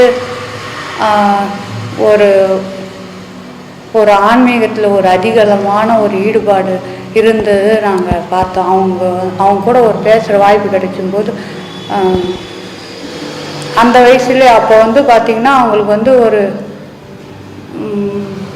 16 இல்லை அல்லது 17 வயசு இருக்கும். நாங்கள் வந்து ரிலேஷன் தான், ஆனாலும் அடிக்கடி பார்க்குற வாய்ப்பு கிடைக்காது எங்களுக்கு. இது மாதிரி அண்ணாமலையார் தரிசனத்துக்கு போகும்போது தான் வந்து அங்கே பேசத்துக்கூடிய வாய்ப்பு கிடைச்சிது. அது மாதிரி பேசும்போது தான் நான் தெரிஞ்சுக்கிட்டேன். அவங்கக்கிட்ட வந்து நான் ஃபஸ்ட்டு ஸ்டார்ட் ஆனதுன்னு பார்த்திங்கன்னா நான் வந்து ஒரு சினிமா பற்றி ஏதோ சொல்லி ஸ்டார்ட் பண்ணேன். அப்போ பார்த்திங்கன்னா அப்படியா அதை பற்றி எனக்கு எதுவும் தெரியாதுன்னு சொன்னாங்க. அப்படி சொல்லும்போது எனக்கு ரொம்ப ஆச்சரியமாகிடுச்சு. ரொம்ப ஃபேமஸாக இருக்கிற படத்தை பற்றி சொன்னால் ஏன் இவங்களுக்கு தெரியல, அப்படி தான் நான் ஃபஸ்ட்டு நினச்சேன். பார்த்திங்கன்னா அதுக்கப்புறம் வந்து ஏன் இது கூட தெரியாதான்னு, இல்லை நான் டிவி பார்க்கறது இல்லை தாங்க. அது ஒரு பெரிய ஷாக் இதுங்க. அப்போ தான் வந்து ரொம்ப எல்லாருமே டிவி பார்க்குறவங்க, டிவி சினிமா ஏன் அப்படின்னு சொல்லிட்டு கேட்கறதுக்கா, இல்லை அப்போ நீங்கள் என்ன பண்ணுவீங்க பொழுதுபோக்குன்னு சொல்லும்போது அதுக்கப்புறம் தான் அவங்களோட பழக்க வழக்கங்கள்லாம் சொன்னாங்க. காலையில் 3 மணிக்கெலாம் எந்திரிச்சுப்பேன். 3 மணிக்கே போயிட்டு நிறைய யோகாசனம் ஏதேதோ பயிற்சிலாம் சொன்னாங்க. அது வரைக்கும் பண்ணிவிட்டு 6 மணி 7 மணி ஆன பிறகு தான் அவங்க ரொட்டீனாக டியூஷன் போகிறது படிக்கிறதுக்கு அது மாதிரி டைமே ஸ்பெண்ட் பண்ணுவாங்களாம். அது மாதிரி சொல்லும்போது ஆச்சரியமாக இருந்தது எனக்கு அப்போ. ஆனால் ஃபஸ்ட்டு அது மாதிரி ஒரு பழக்க வழக்கம் இருந்து சொன்னக்கூடியவும் அவங்க ஒருத்தர் தான் எனக்கு தெரிஞ்சு. அது மாதிரி பேசும்போது ரொம்ப ஆச்சரியமாக இருந்தது. அப்படியான்னு சொல்லி கேட்டுட்டு இருந்தப்போ அதுக்கப்புறம் அருணைநாயகி கோயிலில் போயிட்டு நாங்கள் பூஜை பண்ணுவோம். அதுக்கப்புறம் அண்ணாமலையார் கோயிலில் வந்து வசந்த உற்சவம்னு சொல்லிட்டு சித்திரை மாதம் நடக்கும். அந்த உற்சவம் போலவே இங்கே பொம்மை வச்சு நாங்கள் வீட்டில் இது பண்ணுவோம் அப்படி சொல்லி அதெல்லாம் பண்ணி காமிச்சாங்க. அதெல்லாம் ஒரு ஆச்சரியமாக இருந்தது. ஏன்னா அவ்வளோ சின்ன வயசில் வந்து இவ்வளோ விஷயங்கள் தெரிஞ்சுன்னு இருக்கிறாங்கன்னும் போது ரொம்ப ஆச்சரியமாக இருந்தது. அப்போ ஒரு 2 மணி நேரம் பேசினோம். அவங்க ஆனால் நான் பேசினதை விட அவங்க பேசினது தான் அதிகம். ஃபஸ்ட்டு நான் ஸ்டார்ட் பண்ணது மட்டும்தான் ஆனால் நான் ஸ்டார்ட் பண்ண விஷயத்தை விட்டுட்டு அவங்க நிறைய சொல்லவும் எனக்கு ஆச்சரியமாயிடுச்சு. லைனாக சொன்னாங்க. ஆனால் அது ஒரு பெரிய ஒரு விஷயமா இருந்தது அந்த வயசில் எனக்கு கேட்டப்போ. அதாவது வந்து டிவி பார்க்குறதுலாம் இல்லைன்னு சொல்ல ஒரு ஆச்சரியமாக இருந்தது. டிவி பார்க்குறது கூட ஒரு தேவையில்லாத விஷயம் தானே அப்படின்னு அது ஒரு பொழுதுபோக்கு விஷயமாக தான் நான் ஃபஸ்ட்டு நினச்சின்னு இருந்தேன். அதுக்கப்புறம் வந்து அது எனக்கு ரொம்ப டச்சிங்காக இருந்தது. அந்த எண்ணம் மட்டும் எனக்கு இருந்துன்னே தான் இருந்தது.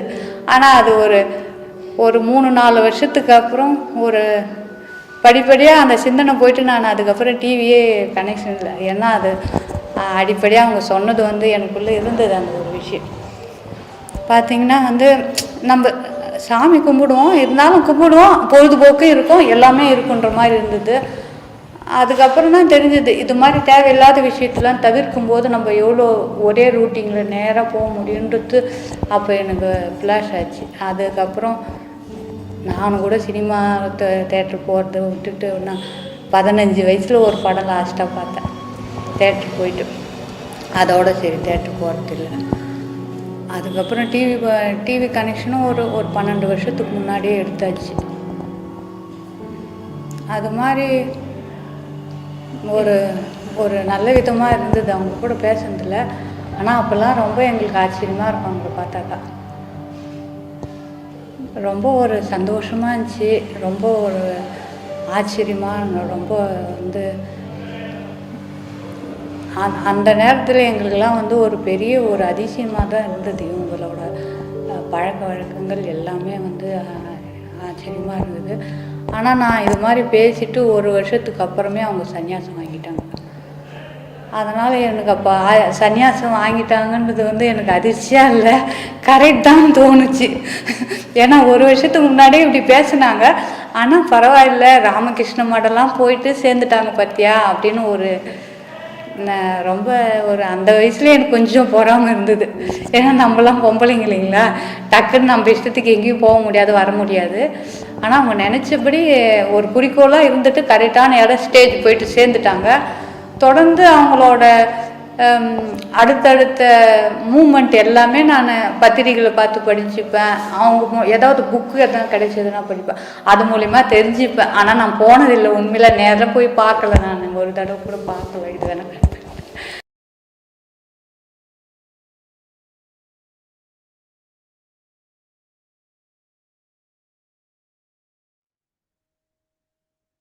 Such a beautiful conversation.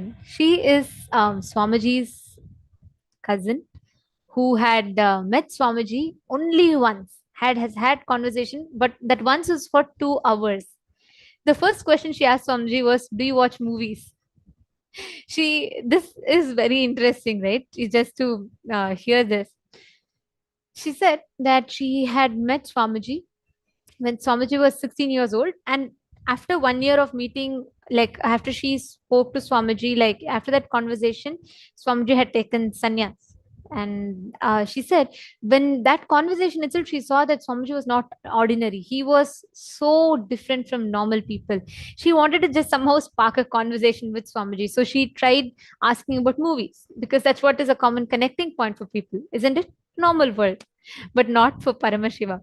So she went to Swamiji, and she said, even though they were relatives, they would not see each other very often. So she saw Swamiji, and he was about 16 years old, and she really wanted to go and start some kind of a conversation with him. So she thought to herself that talking about movies would be something good. Everyone would be interested in that. So she went up to him and she would ask about one of the latest popular movies out there.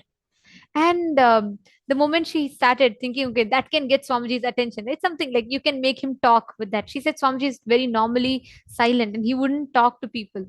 So she said to make Swamiji talk, she wanted to start something about movie. And that came Swamiji's reply immediately. He said, movies, I don't watch them. I don't watch television at all. She said she was shocked. She didn't know how a person would not watch TV, and that was something strange to her. And she said for the next 2 hours Swamiji showed her all the different about the different brahmotsavams that are happening, and how Swamiji had prepared. And she said that Swamiji had shown her also about how Swamiji had prepared the whole deities he made. And she was surprised to see how at this young age, just a 16-year-old boy, and she couldn't believe how Swamiji by himself had carved the deities, and literally like he used to conduct the whole Brahmotsavam by himself. For each one of us, seeing Swamiji now as Paramashiva, the whole Kailasa that Swamiji has established is one. But these beings are extremely blessed. I in fact feel like, oh God, what a boon it is, right? In even just to see Swamiji, the birthing of an avatar and the happening of avatar. Swamiji tells the whole happening of Kailasa is nothing but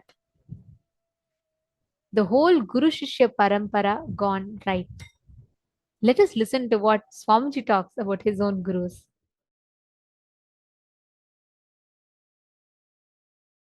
Paramashiva's message directly from Kailasa. Initiation is enlightenment. Initiation is the ultimate. Initiation is the most important thing a being should acquire in his life.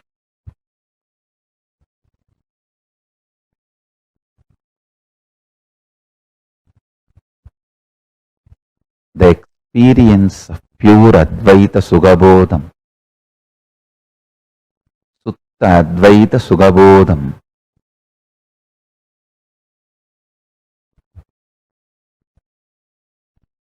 The pure experience of the ultimate manifests in you only with the power of initiation.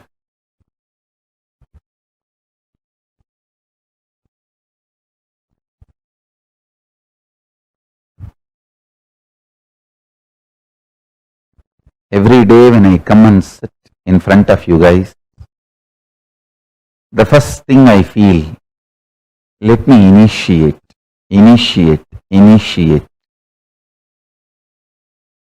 Because that is the most important thing need to be done. Initiation.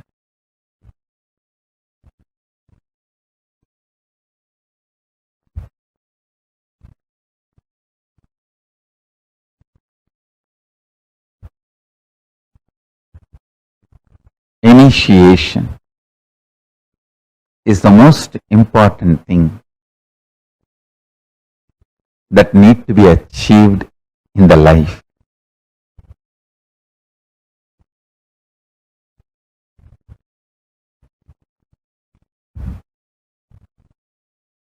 I can go on and on and on talk, give you different words to inspire you, to excite you, to awaken you. But the real work is initiation.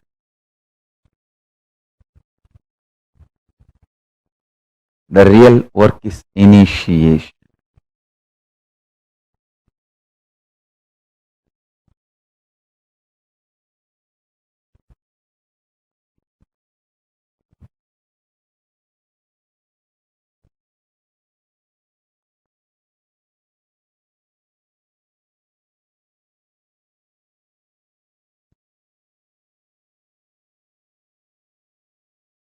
Without initiation, nothing is useful.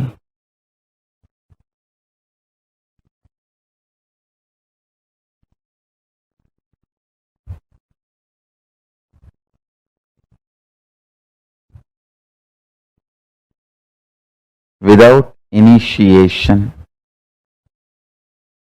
nothing is worthy.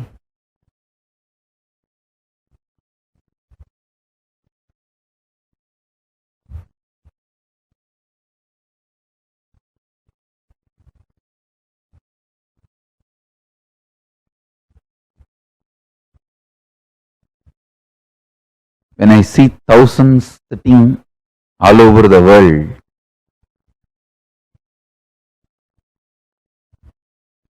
I feel I should not waste your time with more words. I should start the initiation, the real process. Especially last few days, the intense samadhi and downloading happening in me. I think the preparation for Navaratri has started.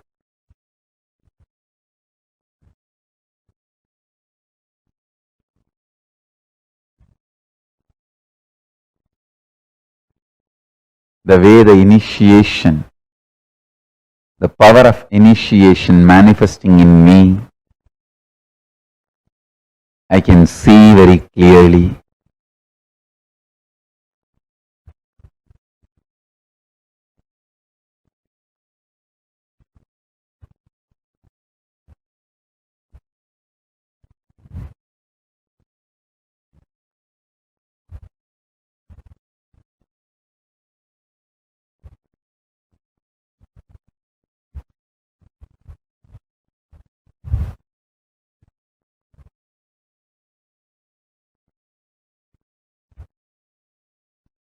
Devi Diksha Vihinasya Na Siddhi Nacha Sadgati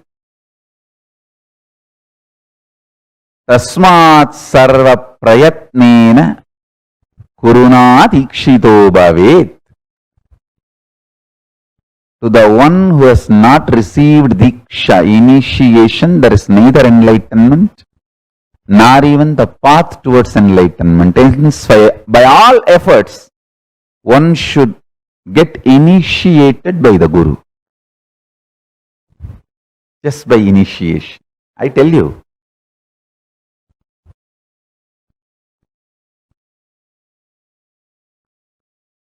It's not for all. World and delusion is for all. But Paramashivanubhava is not for all. It is for those few who really decide. The steadfastness, Shraddha. It's only for those who have Shraddha.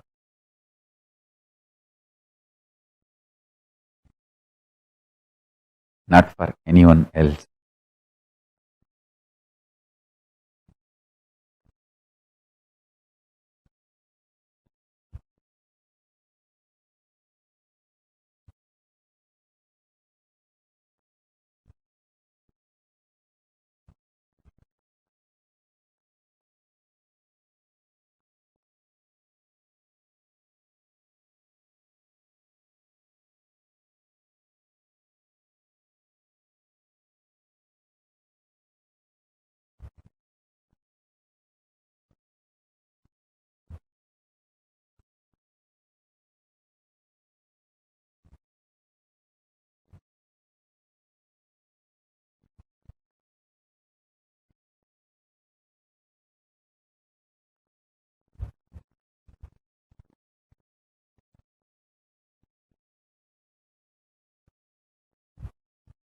understand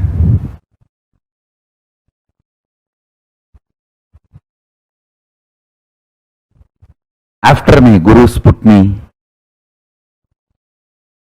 on the Guru Pita, Vyasa Pita, Sarvanya Pita, doing Yoga Pattabhishekam at the age of 16.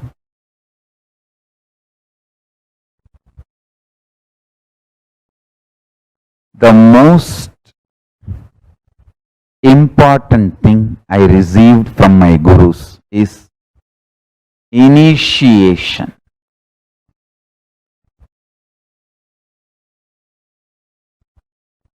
The multiple levels of initiation.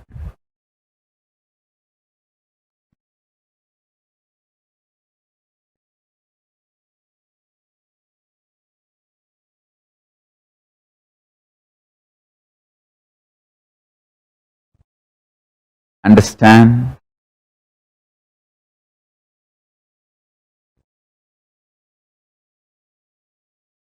The best thing I received from my gurus is initiation. Let me give that to all of you.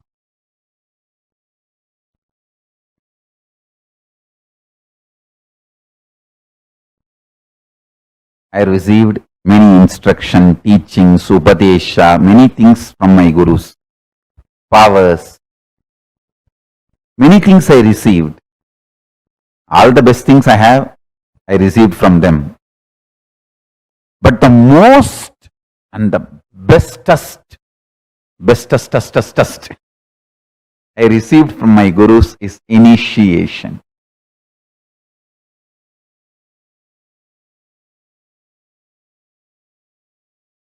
Any other subject, I never feel stuck for words.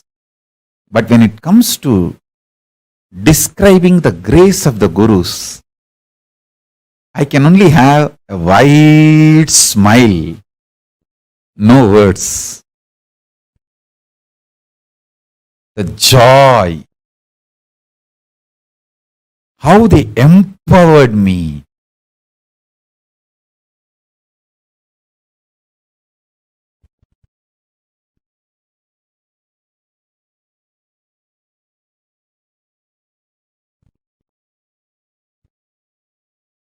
See, this Bhatmasana Siddhi was given to me when I was 10. By the time I was 10, my yoga guru made me master the whole yoga tradition, and he has done a formal Pattabhishekam. You can see the photograph of my guru sitting in the deer skin, wearing a mala and then doing Pattabhishekam to me and making me sit in the same seat, asana, and me in that seat after the Pattabhishekam. You can see both photographs. So when I was 10, yes, made me master the whole yoga sampradaya and yoga tradition and gave me all the asana siddhi, everything, and did the Pattabhishekam in public and even documented it.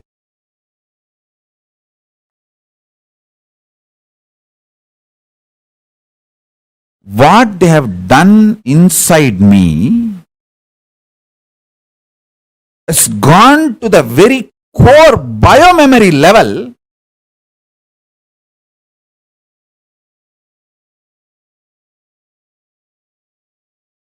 Reviving ancient enlightened Hindu civilization. It is not all about territory alone. We have territory, but it is not all about territory alone. It is all about Hindu enlightened civilizational nation. So the focus is on reviving enlightened civilization understand this narrative clearly. When I was given Yoga Pattabhishekam by my gurus, it's not that immediately I started looking for a territory. I started working intensely for reviving the enlightened civilization, most ancient, enlightened Hindu civilization. I was all out, working day in and day out, intensely, simple hard work, reaching out one person at a time.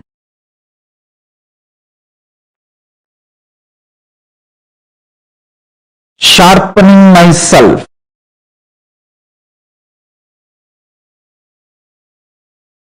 My gurus gave me tremendous spiritual knowledge, powers, but I need to start working on understanding the society.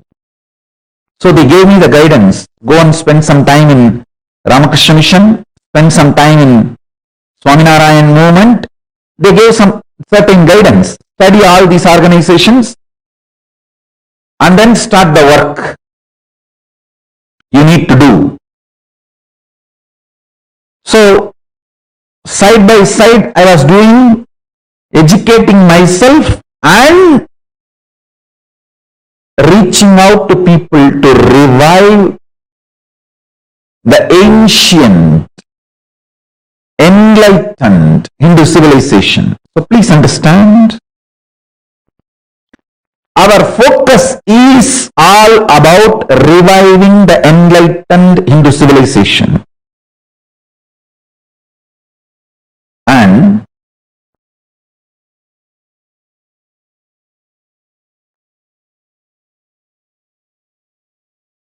the basic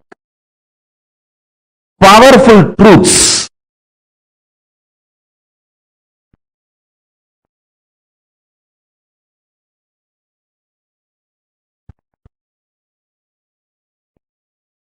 powerful cognitions and powers both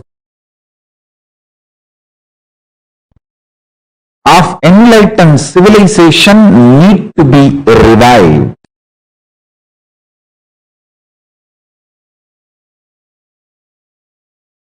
From the time I know me, my sugar bus is Arunachala's darshan. Actually, when I look back, I feel I have not changed at all. This description is the most apt description for me. Small but continuous, unbroken lineage of enlightened masters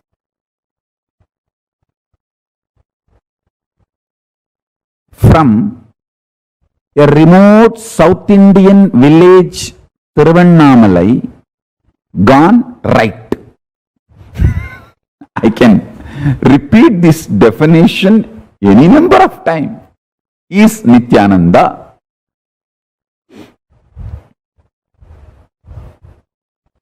I don't feel I have changed at all. See, whether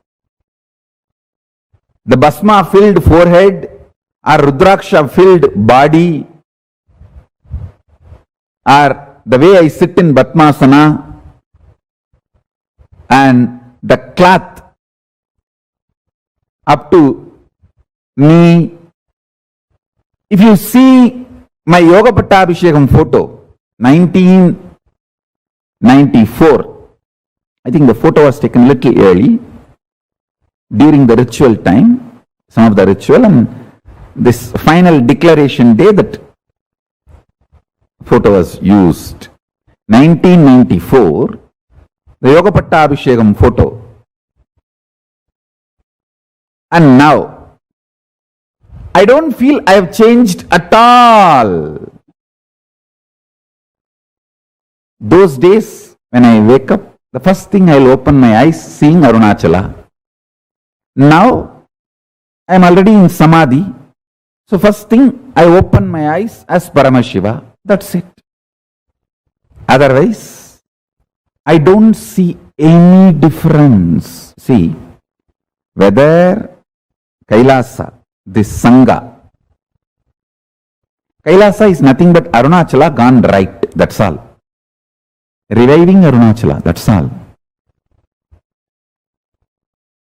All over the world. Listen.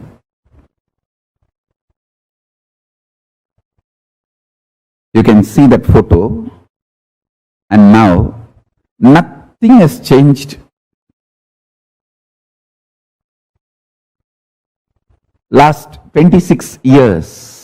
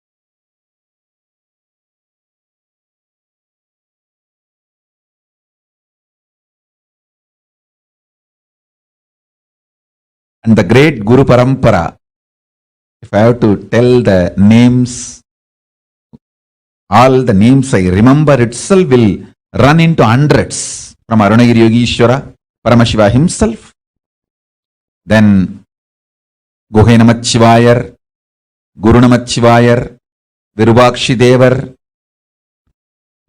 Seshadri Swamigal, Ramana Maharishi, Isakki Swamigal, Yogi Ram Surat Kumar, Mata Vibhudanandapuri, and Gautamashram Chinna Swamigal, Gautamashram Periya Swamigal. There is a long list. The Guru Parampara. Fortunately, we have many gurus, short biography, introduction, and some of them photograph. Photo, I think we have only some, maybe 20 gurus. But the short bio intro, we have at least documented biographical introduction, we have at least 100 gurus. The great Guru Parampara, unbroken lineage of gurus, the Guru Parampara,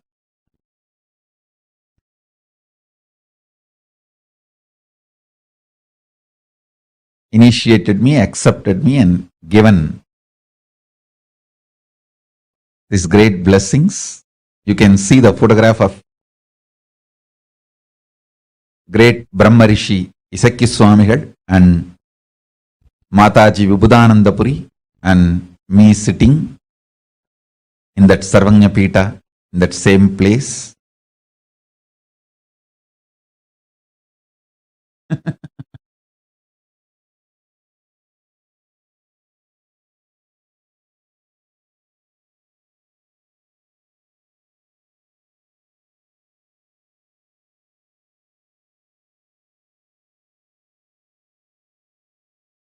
I bow down to all the Guru Parampara from Om Nithyanandeshwara Paramashiva Samarambam Nithyanandeshwari Parashakti Madhyamam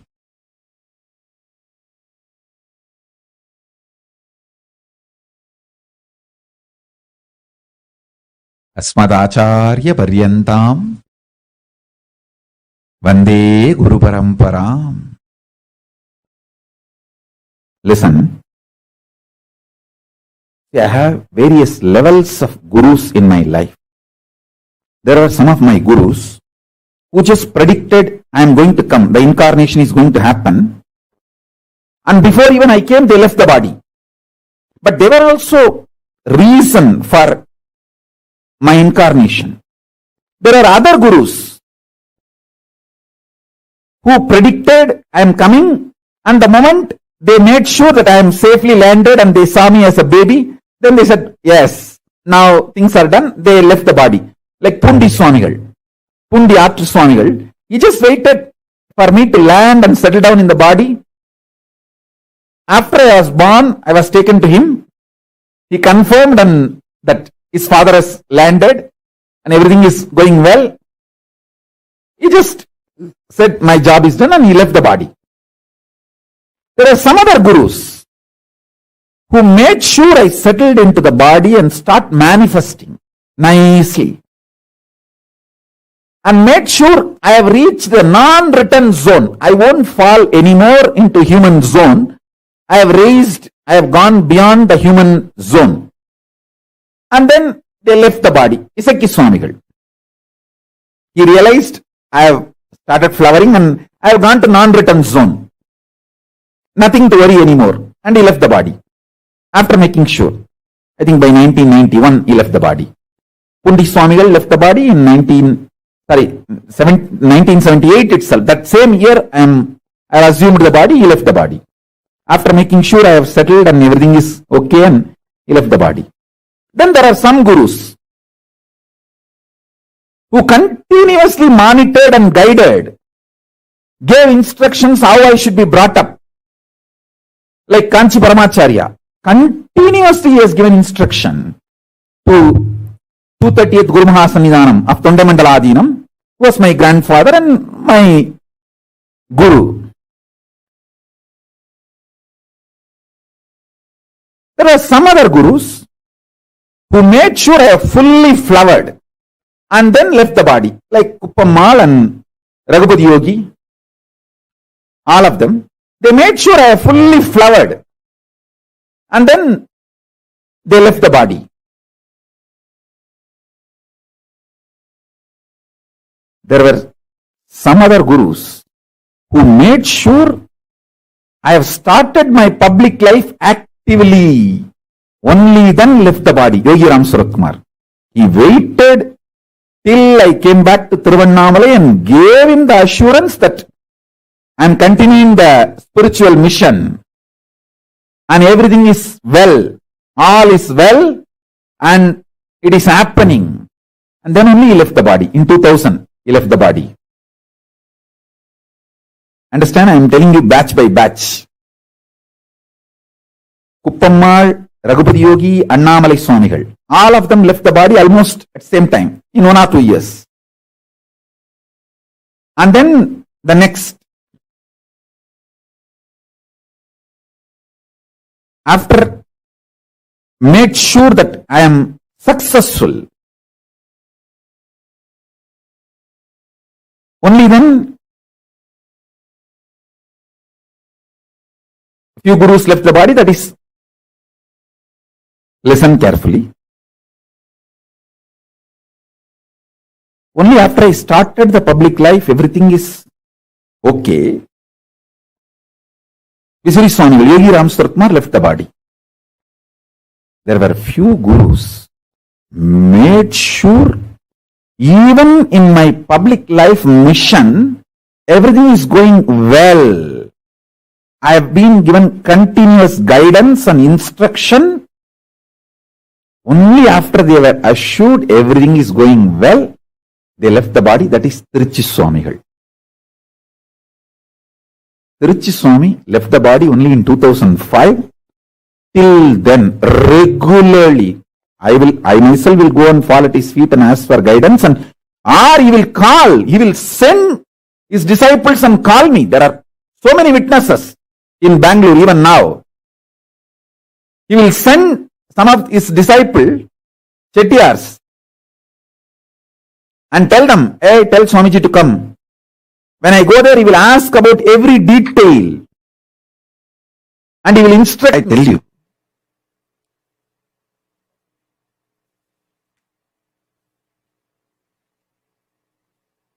I am brought up by very powerful gurus, most beautiful gurus who took my life as their life.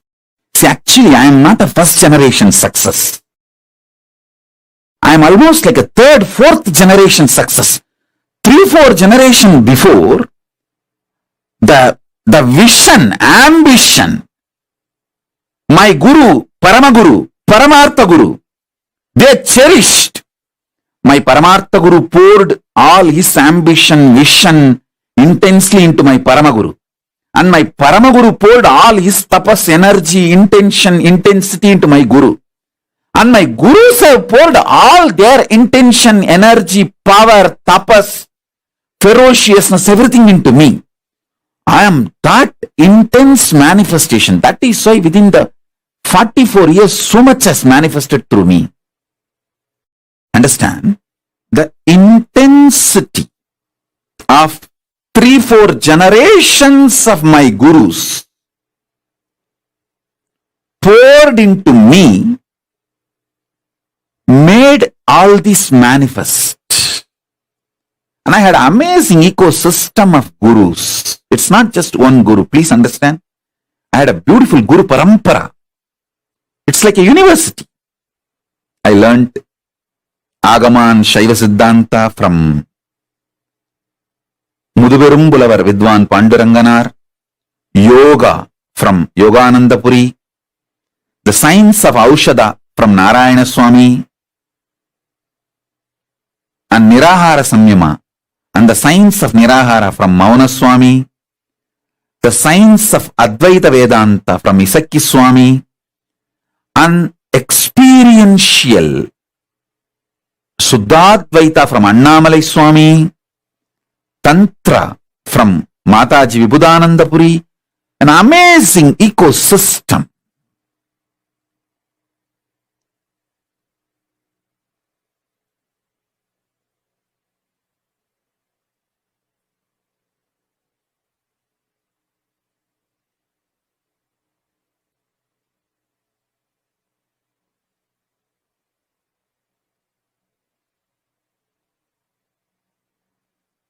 They literally did all the tapas in my body.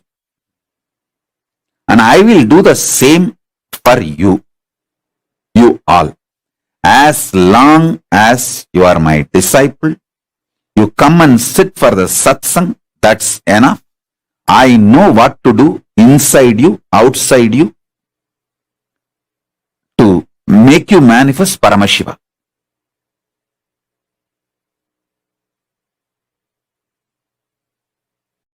I am a guy who makes it happen. No question of reasons. I always tell, valid reasons for your failure does not make success. Valid reasons for not doing is not equivalent to getting it done, making it happen. Make it happen. Shock everyone by making it happen. That's my life. Last 44 years, this is the statement I can make comfortably about me.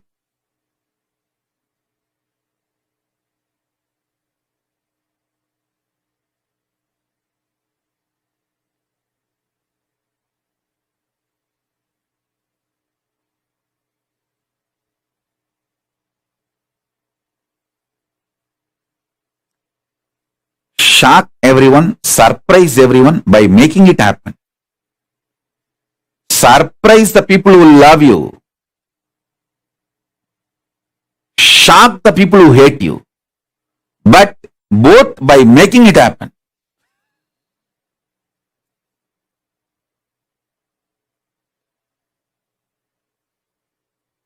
Whether I surprise or shock, it's always by making it happen.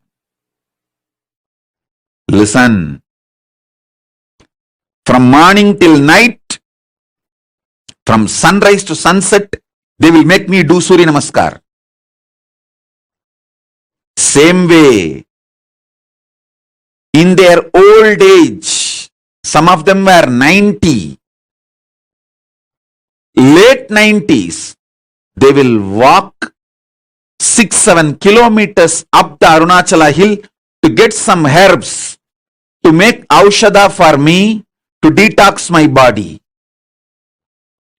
They walking up and down Arunachala hill to get the herbs is 100 times more difficult than me doing Surya Namaskar from morning till night, sunrise to sunset.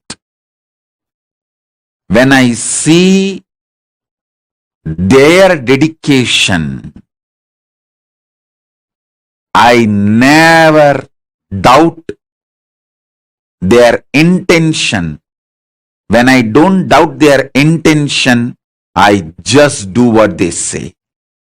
I submit myself to their ferociousness.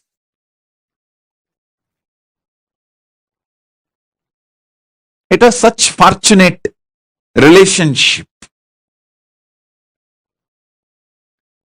And fortunately, in those days, that the law of the land allowed kids to be brought up by gurus. There was no POXO. There was no such law that kids have to be only with the parents. Kids are brought up by the gurus. And I had the fortune, law of the land at those days supported, not now. Now in India that POXO law has come. A guru cannot tell the student. First of all, guru-disciple relationship is broken, and A guru cannot tell the student to do even Topkaranam or Surya Namaskaram more than 3 or 4. It will be considered as a torture and over. If a student or the student's parents complain to the police, over. Fortunately, I had the time where there was no Pokso, amazing gurus and amazing parents who pushed me back to my gurus. Extremely loving parents, but absolutely clear and uncompromising. From sunrise to sunset, I would have done Surya Namaskar, which is roughly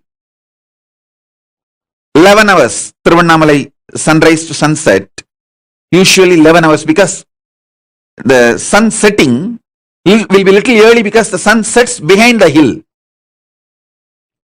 So sunset will be little early. In Tiruvannamalai, it will be seen little early because the hill covers. So those days there is no question of following the watch. We have to follow the direction. If we can see the sun, then I have to start. If the sun is not seen anymore, then I have to stop. So sunrise to sunset, I would have done the Surya Namaskar. Literally, I will feel all my joints are separate and I am separate. My mother will tie the gunny bag, bits, to my knee, to my hands, everything. She knows how I will be feeling.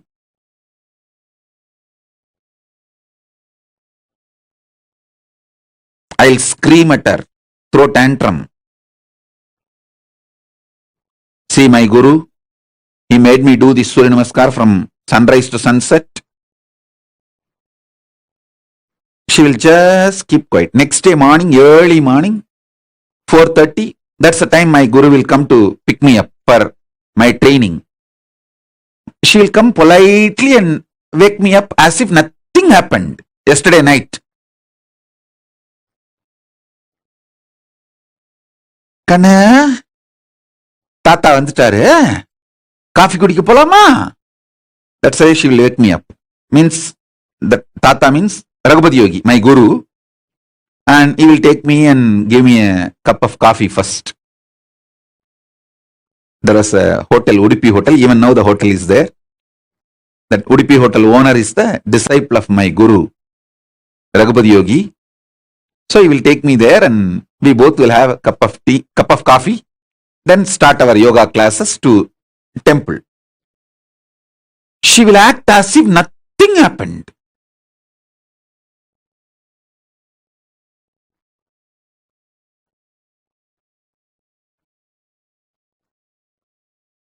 Night I would have thrown tantrums, screamed at her. 10 times I would have divorced by my gurus.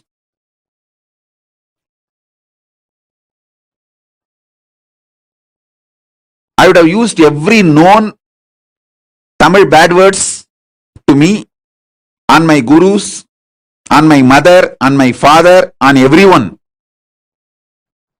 Next day morning, politely she will, Kana, Tata has come. Let's go for drinking coffee. She will not tell, let's go for the yoga. She will tell, wake up, let's go for the drinking coffee. As if he's going to give me coffee and make me sleep again, rest again. No. Coffee means over. Then I have to start again. From sunrise to sunset. I'll tell sometime, oh son, why are you coming?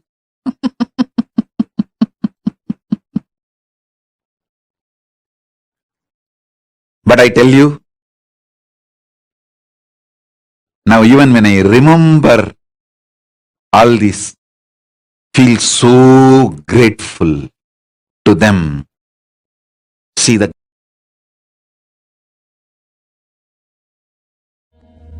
I have seen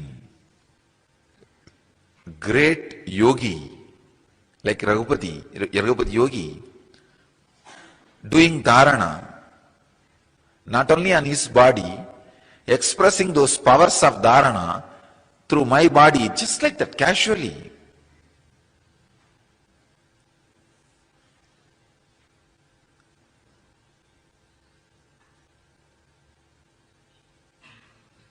One day, he told me that concentrate on this spot, Kurmanadi, you will be able to see all the stars. I started laughing. I had a very intimate, friendly relationship with him. Still, when I remember, I can cherish it. I had a great reverence, surrender, devotion. With all that, very friendly.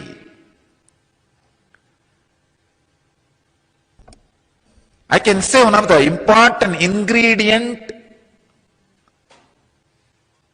was there in my relationship with him, which I cherish still now. I was never surprised or shocked by the extraordinary powers he expressed. He said, it's okay. Somehow, in the deep down, even though I have not started expressing those powers at those moments through my body and mind, I just know I have all of them inside me. See, the greatest sacrifice a guru does is, even when you abuse him, he continues to keep quiet, waits patiently, secretly, and says, it's okay, all right, that is the way life is. And he comes back to you, knowing that you may abuse him again. That's a tyaga, sacrifice a guru does.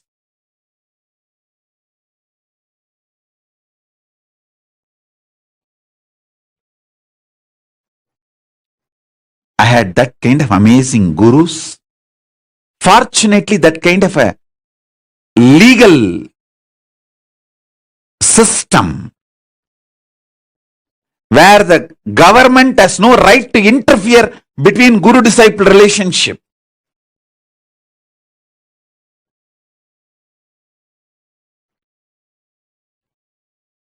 I received every knowledge.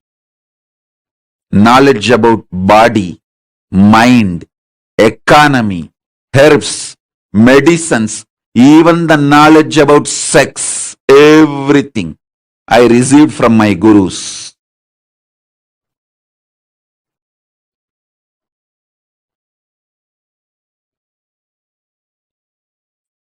Fortunately, at those days, law, society, ecosystem, above all, my parents, all were supportive.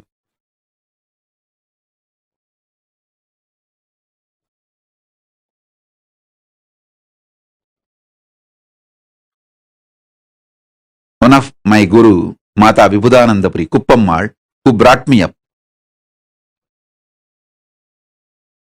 the main few people who collectively took the responsibility of me and worked almost 24/7 for me is Isakki Swami, Mata Vibhudanandapuri Kuppammal, Yogi Yoganandapuri Raghupati Yogi, Narayana Swami Tata, Tottakara Tata, that's a nickname, Narayana Swami Pillai.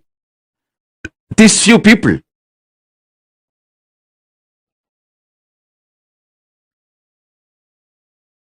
Kuppammal will, in her old age, ripe old age, she will climb the hill, Arunachala hill, with just one walking stick to collect herbs to make aushadha, to detox my body, and come back. When she comes back, I have seen thorns in her leg, bleeding. But not only she will not complain, next day after feet are healed, after 2 or 3 days, again she will go for next trip to collect the next set of herbs.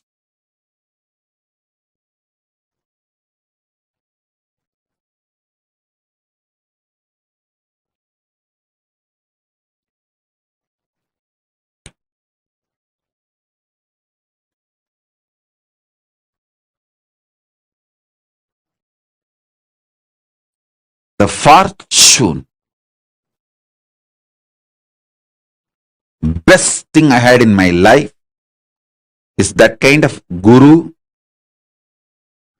legal, social ecosystem which did not interfere between guru and disciple.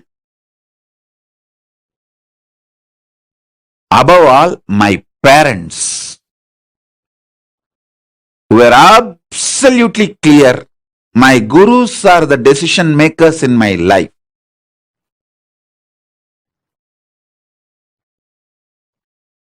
Every time I remember their sacrifice, tyaga,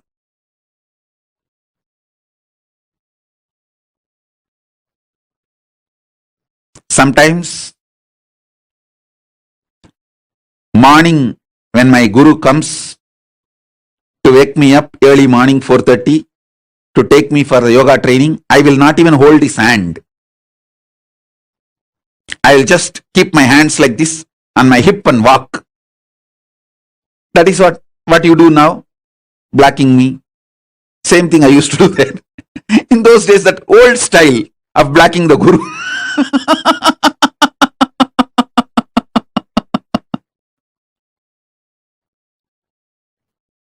Now in the modern day, the kids block in the Facebook and kids block in the social media. That is modern day way of blocking. The olden days way of blocking is, I will not give my hands, my fingers for my guru to hold. He will hold and walk usually, because the early morning while you walk in the Tiruvannamalai streets, there will be stray dogs which will bark, and so he is overprotective of me, so he will hold my hand and walk. I will not give my hand for him to hold.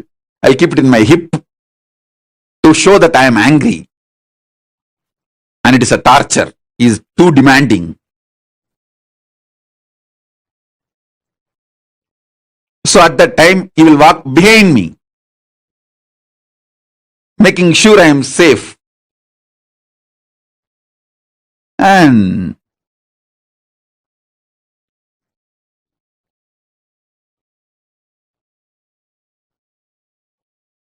I have seen their tyaga. I have seen their sacrifice. I have seen their love. I have seen how they poured their life into me. I tell you,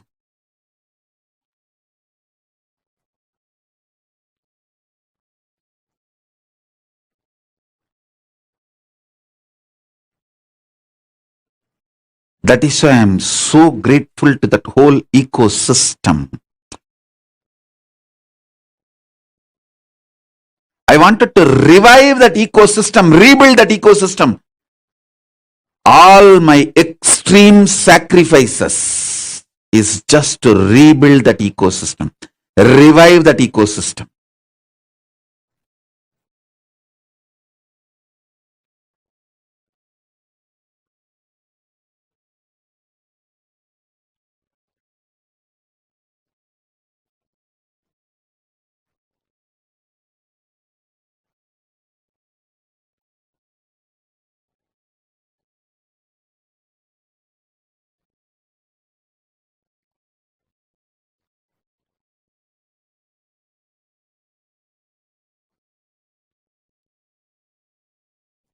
So whenever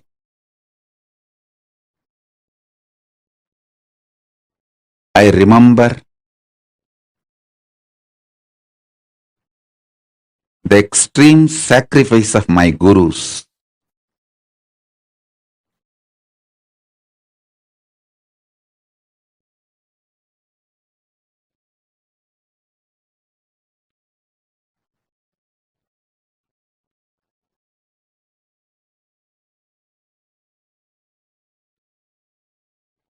I know they made me.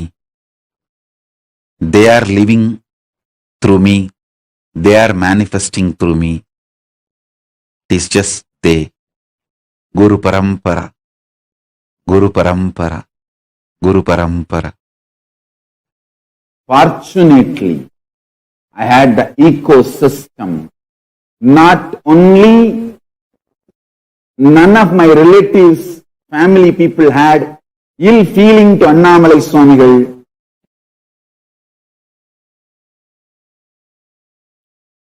They did not even stop me going to my Guru. Then, next, the most important thing is Kuppammal, my godmother, my Guru, Guru Mata.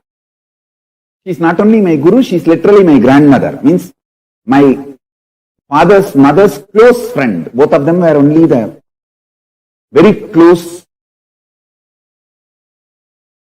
thick friends, and both of them are initiated into Srividya Sampradaya by Isaki Swamigal. Both of them were great yoginis. They were running a team, a group, Abhida Gujam, in the name of Abhida Gujambal, the Parashakti. Parashakti's name in Tiruvannamalai is Abhida Gujambal. Kuppammal is president of the team and my grandmother is the vice president. So they were very intimate, thick friends, literally same family. And Kuppammal,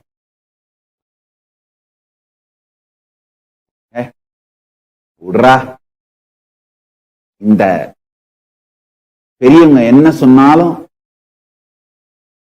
அத வாழ்க்கையில test பண்ணி பார்க்கறதுன்னு பண்றல்ல, இது போதுமடா, எல்லாத்தையும் சாதிச்சிருடா நீ, விட்றா. That's all. Means she was actually encouraging me to experiment whatever my gurus are teaching. One of the most beautiful thing, I had many gurus. None of them are possessive of me. Everyone was trying to support me, enrich me, make me a flower. Kuppammal will call every specialist, expert in different fields. Like a Kuppammal's relative is Narayana Swami Tata, who is adept in the power manifestation science and mantra shastra, herbal aushada science. She will call him regularly and make sure I learned everything from him. She had many of that kind of contact, the great enlightened beings, siddhas, adepts in various fields. She will get all of them and make sure I receive all the knowledge and I am enriched, never possessive. She always owned me and made me successful, never possessed me or controlled me.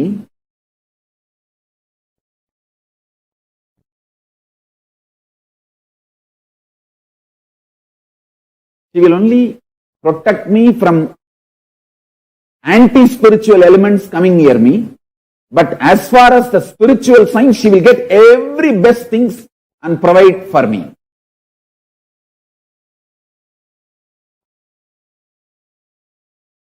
And she will make sure when every day I meet whoever I need to meet, whether Ram Kumar, Annamalai Swamigal, she had her own schedule and internal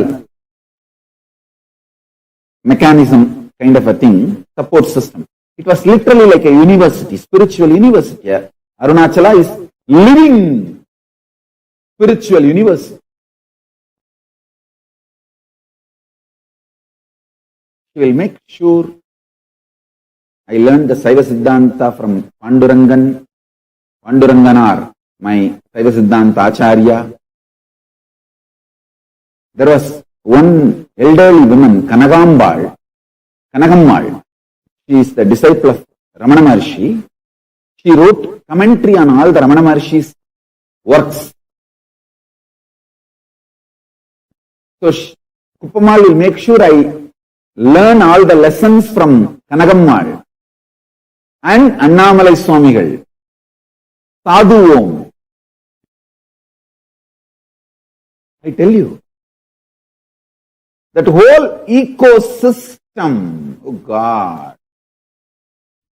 If you ask me who taught me Siddha, whole Siddha tradition, I'll say Arunagiri Yogeshwara. He downloaded the whole thing and showed. But Isakki Swami gave me the practical expertise in the field. He collected the herbs, showed me how the Pashana can be done, Navapashana can be done, or Aushadas can be done.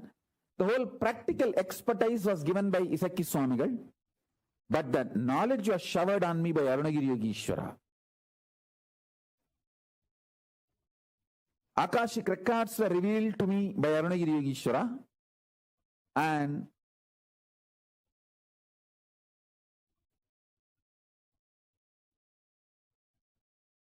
Isakki Swamigal gave me all the practical expertise. That's the first. Second, Tiruvannamalai is such a beautiful ecosystem where many of these gurus of different dimensions of Hinduism who have mastered that dimension. I tell you, the mastery Yogananda Puri had on yoga is extremely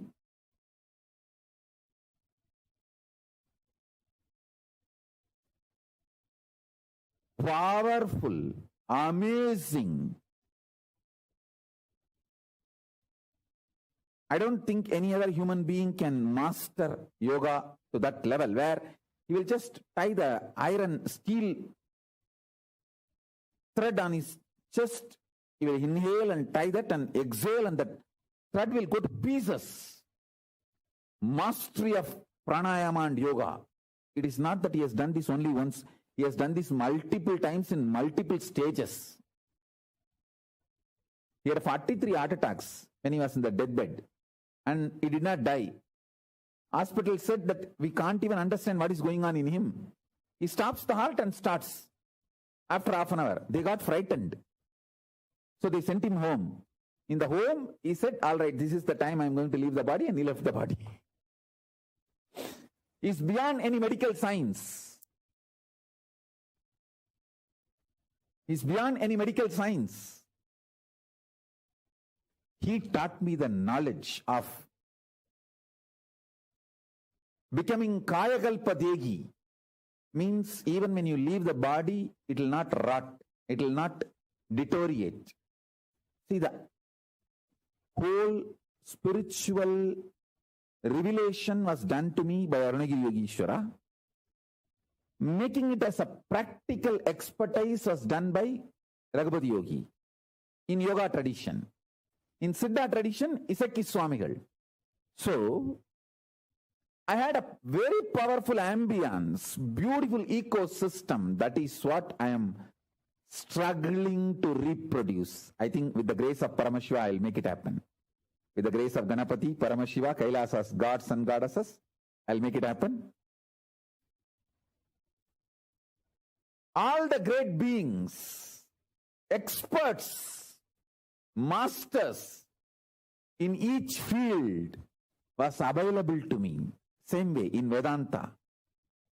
I can't even imagine somebody beyond Annamalai Swamigal in Vedanta. He can just sit in Nirvikalpa Samadhi and Sahaja Samadhi forever. Unbroken Sahaja Samadhi.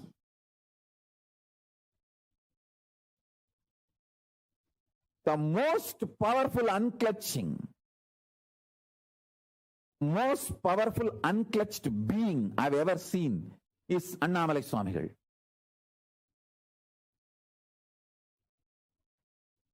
Even when his eyes are open, you can look into his eyes and see that he is unclutched. He is in Nirvikalpa Samadhi.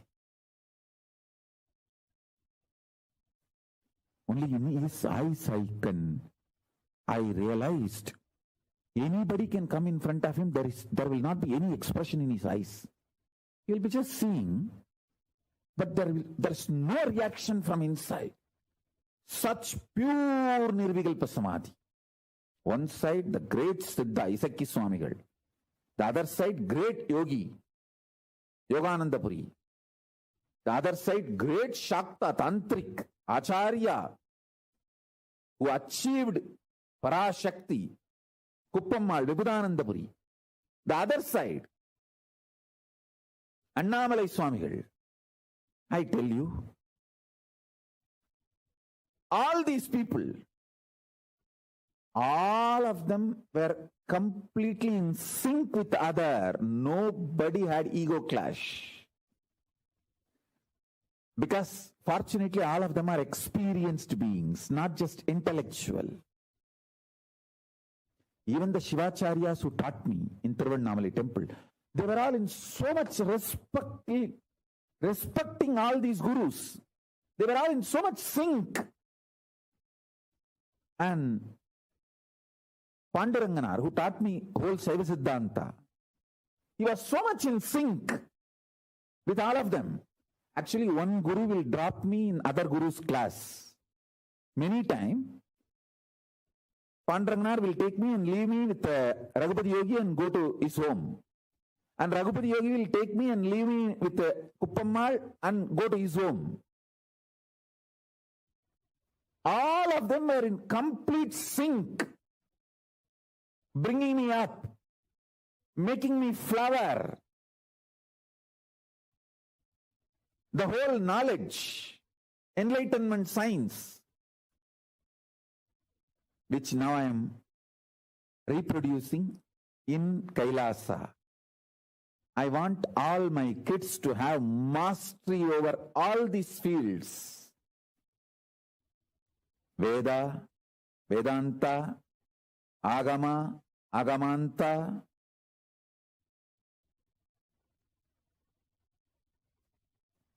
Fortunately, they have given me experience and expertise. Experience-based knowledge and great expertise. Please understand. It's like how Subramanya was brought up by Kartigai Pengal, the 6 women brought up Subramanya. Same way, multiple gurus brought me up and made me manifest everything. Just one guru will not be sufficient to give me the expertise in so many branches of knowledge, so many dimensions of Hinduism. Just like how Subramanya was brought up by 6 Kartigai women, I was brought up by many of these gurus by contributing in different dimensions.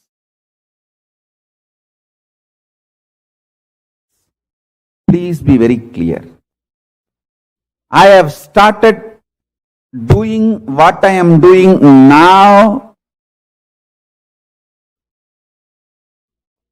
the moment I identified myself and my gurus, what they have to offer it to me and what I am supposed to offer it to the world.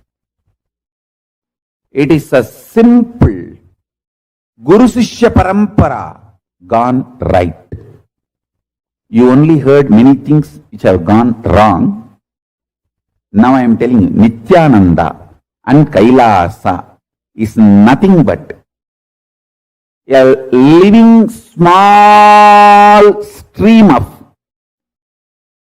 living enlightened masters, Guru Sishya Parampara gone right. That's all. I am defining one-liner. Tell me, what is your Swamiji and KAILASA is all about? Always your spouses will be questioning you. Especially when you are locking yourself whole day, sitting in front of a Zoom, watching the satsang, and laughing on your own, singing on your own. Your husband or wife or kids, all will be asking, hey, tell me in one line, what is your Swami and KAILASA is all about? in a small village, in those days, existed a living stream, small living stream of enlightened masters. That Guru Sishya Parampara gone right in the modern world is Nithyananda and KAILASA. That's it. You might have heard, anything can go wrong will go wrong. I tell you, anything can go right will go right. I am just simple living stream of Hindu Guru Sishya Parampara from a small village gone right. That's it.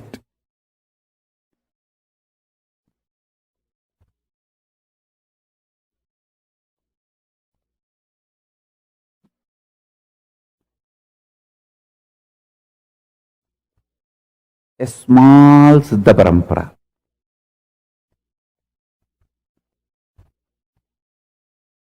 Gone right.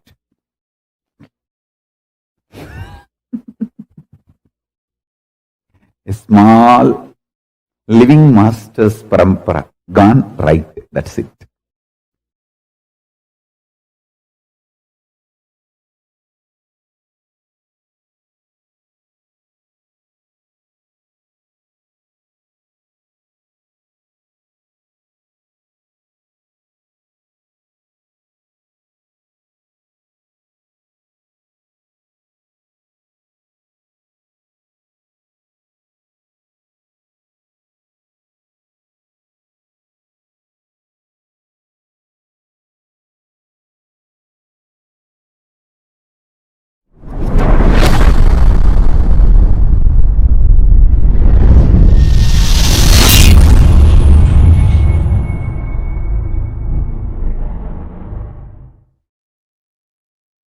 Hey, I tell you, it is that ecosystem produced me.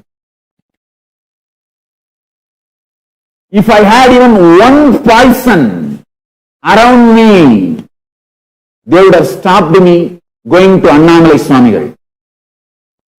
Actually, after this cut, I started going to him more regularly, every day.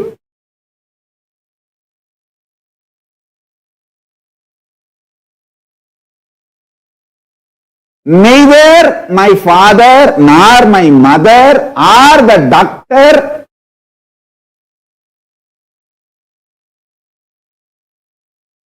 put any ill feelings about my guru to me, nor they even try to slow me down, keep me away from my guru. My father is telling, hey, let us finish the band-aid. கட்டு போட்டுட்டு உடனே நான் சாமி கிட்ட கூப்பிட்டு போறேன், அவர்கிட்ட பேசலாங்கன்னு அவர்கிட்ட கேட்போம். He is just waiting for doctor to finish the band-aid. And then doctor is telling, I also did not see that Swamiji for many days. I will also come, let us go and meet and have darshan of Swamiji. Understand?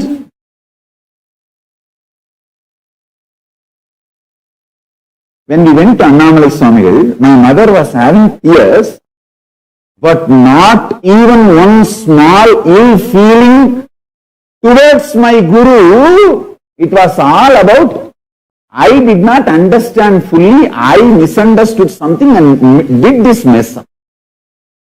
What a mother and what a father and what a doctor and what an ecosystem. I tell you,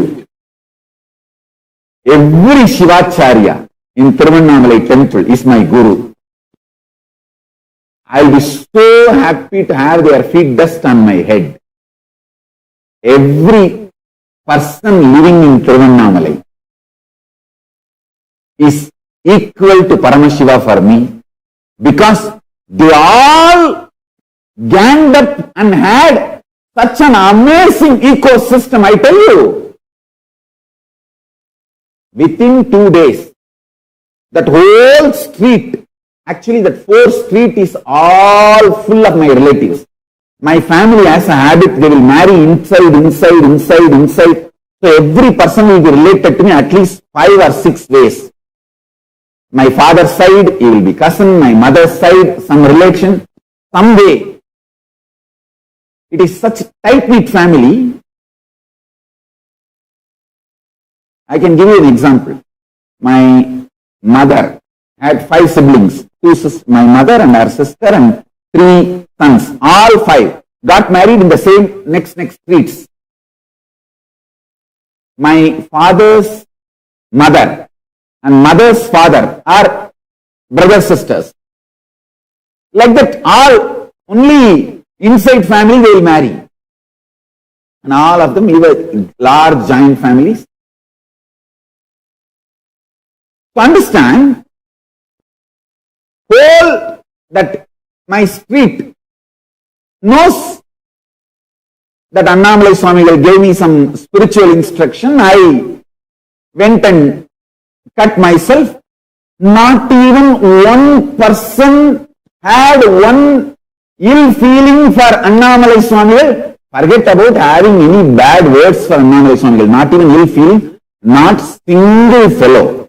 Even thought of coming and telling me, why do you go to that Swami? Because of him you cut your thighs and you have so much pain and 13 stitches. What will have happened if you did not cut the thigh, you just cut the neck? All that negative built up. Stupidity. Not even one person trying to have one thought against Annamalai Swamigal, my Guru, or trying to even stop me going to my Guru regularly. Nothing. I tell you. How much the ecosystem is important for a person to become enlightened, for enlightenment to flower. How much ecosystem is important, understand this. From this, even if one ill feeling in the doctor or in my mother or in my father or in my family towards the Guru, or even slowing me down going to my Guru, would have made the whole thing. I don't know what would have happened. I can't imagine the other side. But I tell you, because all of them were in such amazing space, it's not that people don't care about me. There were many, for many people, I am their favorite. I was literally like how Balakrishna was treated by the Vrindavan Vasis, same way that whole Tiruvannamalai village in those days, that it's only few streets in those days, that my community celebrated me, even now celebrating me, that is different. I tell you, all of them love me so much, but not a single fellow, neither they had this thought, nor they told me, or even tried to stop me indirectly. My father could have said, no, first you attend, take the treatment and get well. Later on we will see when we should see that Swamiji, we will see later on. Now nothing, hurry. He did not, he said, first let us finish the bandage. Immediately I will take you to that Swamiji. What an ecosystem, I tell you.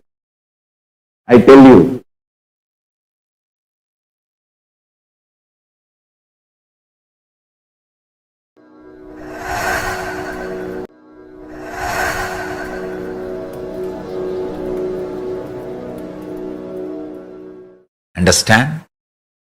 on this auspicious occasion, Chitra Paurnami day. Today is actually the anniversary of Tiruvannamalai Adinam, Adi Annamalai, Adi Arunachala Sarvagnapeetam. Formally we inaugurated on 19th April 2008. So 11 years over and 12th year beginning. But actually this Adinam was planned by Arunagiri Ishvara himself. Understand? Multiple incidents and stories and happenings I can reveal, which has happened in this very land. Now our Adinam is standing, connected to me and Arunagiri Yogeshwara. This Adinam was personally planned by Arunagiri Yogeshwara.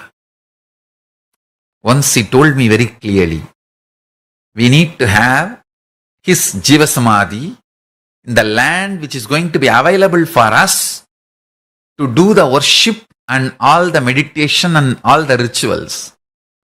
With that declaration, he brought me to this very land, and under that Vanni tree, he sat and had Jiva Samadhi and showed, this will be my Jiva Samadhi and I will continue to be available here. We will have the future ashram here. Understand? That is why in 2000, when I settled in the body and wanted to start the public life, first thing I did, went to that place and discovered that place, means reconnected with that place and took photographs there. In 2000, Chitra Paurnami, I sat in that very property and place and took photographs. We have them. Understand? It's a long, proper planning by Arunagiri Yogeshwara has become reality now as this Adinam, revival of Adi Arunachala Sarvagnapeeta. This place has too much of sacred things associated. Too many wonderful things have happened. Devi Parvati, when she came to Tiruvannamalai to do tapas, to get the half of Paramashiva, to become the Ardhangini with Paramashiva, Ardhanarishwara with Paramashiva. Paramashiva asked her to go and be with the Gautama Maharshi and do tapas. So this was the place. Gautama Ashram was there. Even now Gautama Maharshi's Samadhi is there just opposite to our ashram. So this was the place where Parvati, Parashakti stayed with Gautama Maharshi and did her tapas and became one with Paramashiva, experienced oneness with Paramashiva and became Ardhangini, Ardhanarishwara. Understand? Too many wonderful things have happened in that place. That is why that has become now the center for the revival of Adi Arunachala Sarvagnapeeta. And beautifully Paramashiva has organized everything. Exactly the land came to my Purvashram family, my uncle, and exactly he bought it and kept it and handed over the property to us on proper time. And I wanted to thank him, Sri Saundaramaya, and the whole family, his father Banu Nainar, and the whole family for doing this wonderful work of keeping the property properly and handing it over, donating it to start the revival of Adi Arunachala Sarvagnapeetam. The whole ecosystem of Arunachala is such an amazing, ecstatic ecosystem. I have so much to tell. Now it is time I'll start revealing. And I tell you, as living representative of Paramashiva, I am blessing and making the Satya Sankalpa. From today, the whole Adi Arunachala Sarvagnapeetam, Arunachala Sarvagnapeetam, the enlightenment ecosystem manifested by Paramashiva himself will revive in a very powerful way. in that whole place beautifully with all the auspicious things, and beautifully the enlightenment ecosystem will flower, will be revived, which is manifested by Paramashiva himself, will be now revived by Paramashiva himself.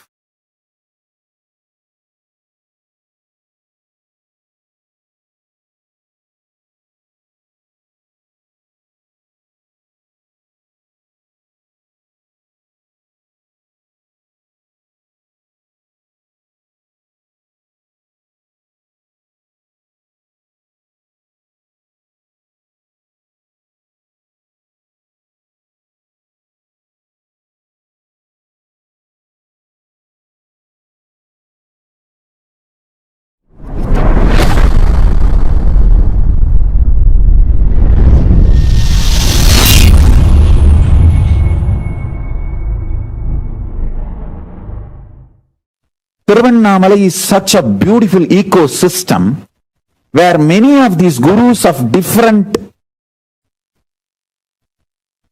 dimensions of Hinduism who have mastered that dimension. I tell you, the mastery Yogananda Puri had on yoga is extremely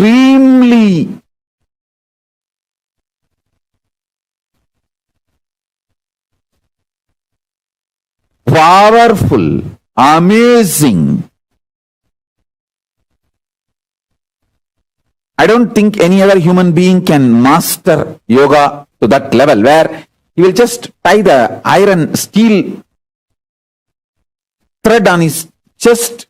He will inhale and tie that and exhale, and that thread will go to pieces. Mastery of pranayama and yoga. It is not that he has done this only once. He has done this multiple times in multiple stages.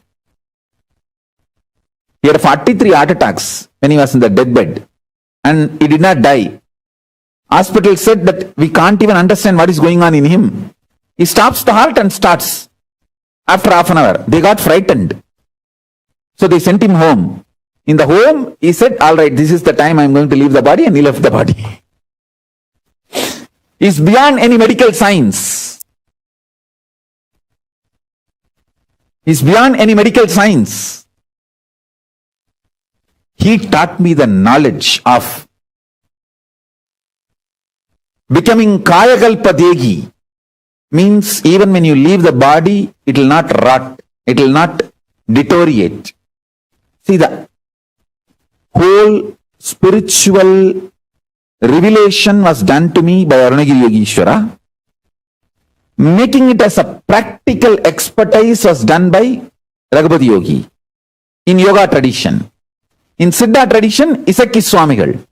So, I had a very powerful ambience, beautiful ecosystem. That is what I am struggling to reproduce. I think with the grace of Paramashiva, I will make it happen. With the grace of Ganapati, Paramashiva, Kailasas, gods and goddesses, I will make it happen. All the great beings, experts, masters in each field was available to me. Same way in Vedanta. I can't even imagine somebody beyond Annamalai Swamigal in Vedanta. He can just sit in Nirvikalpa Samadhi and Sahaja Samadhi forever. Unbroken Sahaja Samadhi.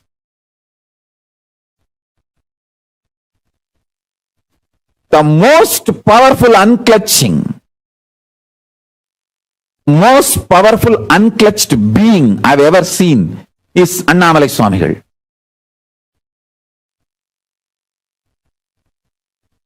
Even when his eyes are open, you can look into his eyes and see that he is unclutched. He is in Nirvikalpa Samadhi. Only in his eyes I realized anybody can come in front of him, there will not be any expression in his eyes. He will be just seeing, but there is no reaction from inside. Such pure Nirvikalpa Samadhi. One side, the great Siddha, Isakki Swamigal. The other side, great yogi, Yogananda Puri. The other side, great Shakta, Tantrik, Acharya, who achieved Parashakti, Kuppammal, Vibhudananda Puri. The other side, Annamalai Swamigal. I tell you, all these people, all of them were completely in sync with other. Nobody had ego clash. Because fortunately all of them are experienced beings, not just intellectual.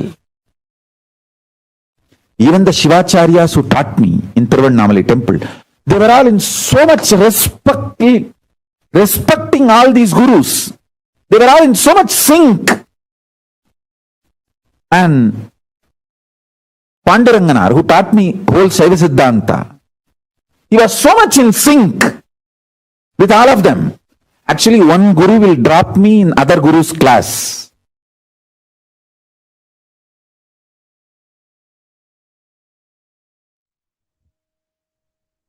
The Nithyananda Janmabhoomi is sacred because of the entire ecosystem of Tiruvannamalai that was blessed with the birth of the avatar happening there. Swamiji, in the last satsang that we listened to, Swamiji very beautifully revealed about how the Tiruvannamalai ecosystem is responsible for Swamiji being available to all of us.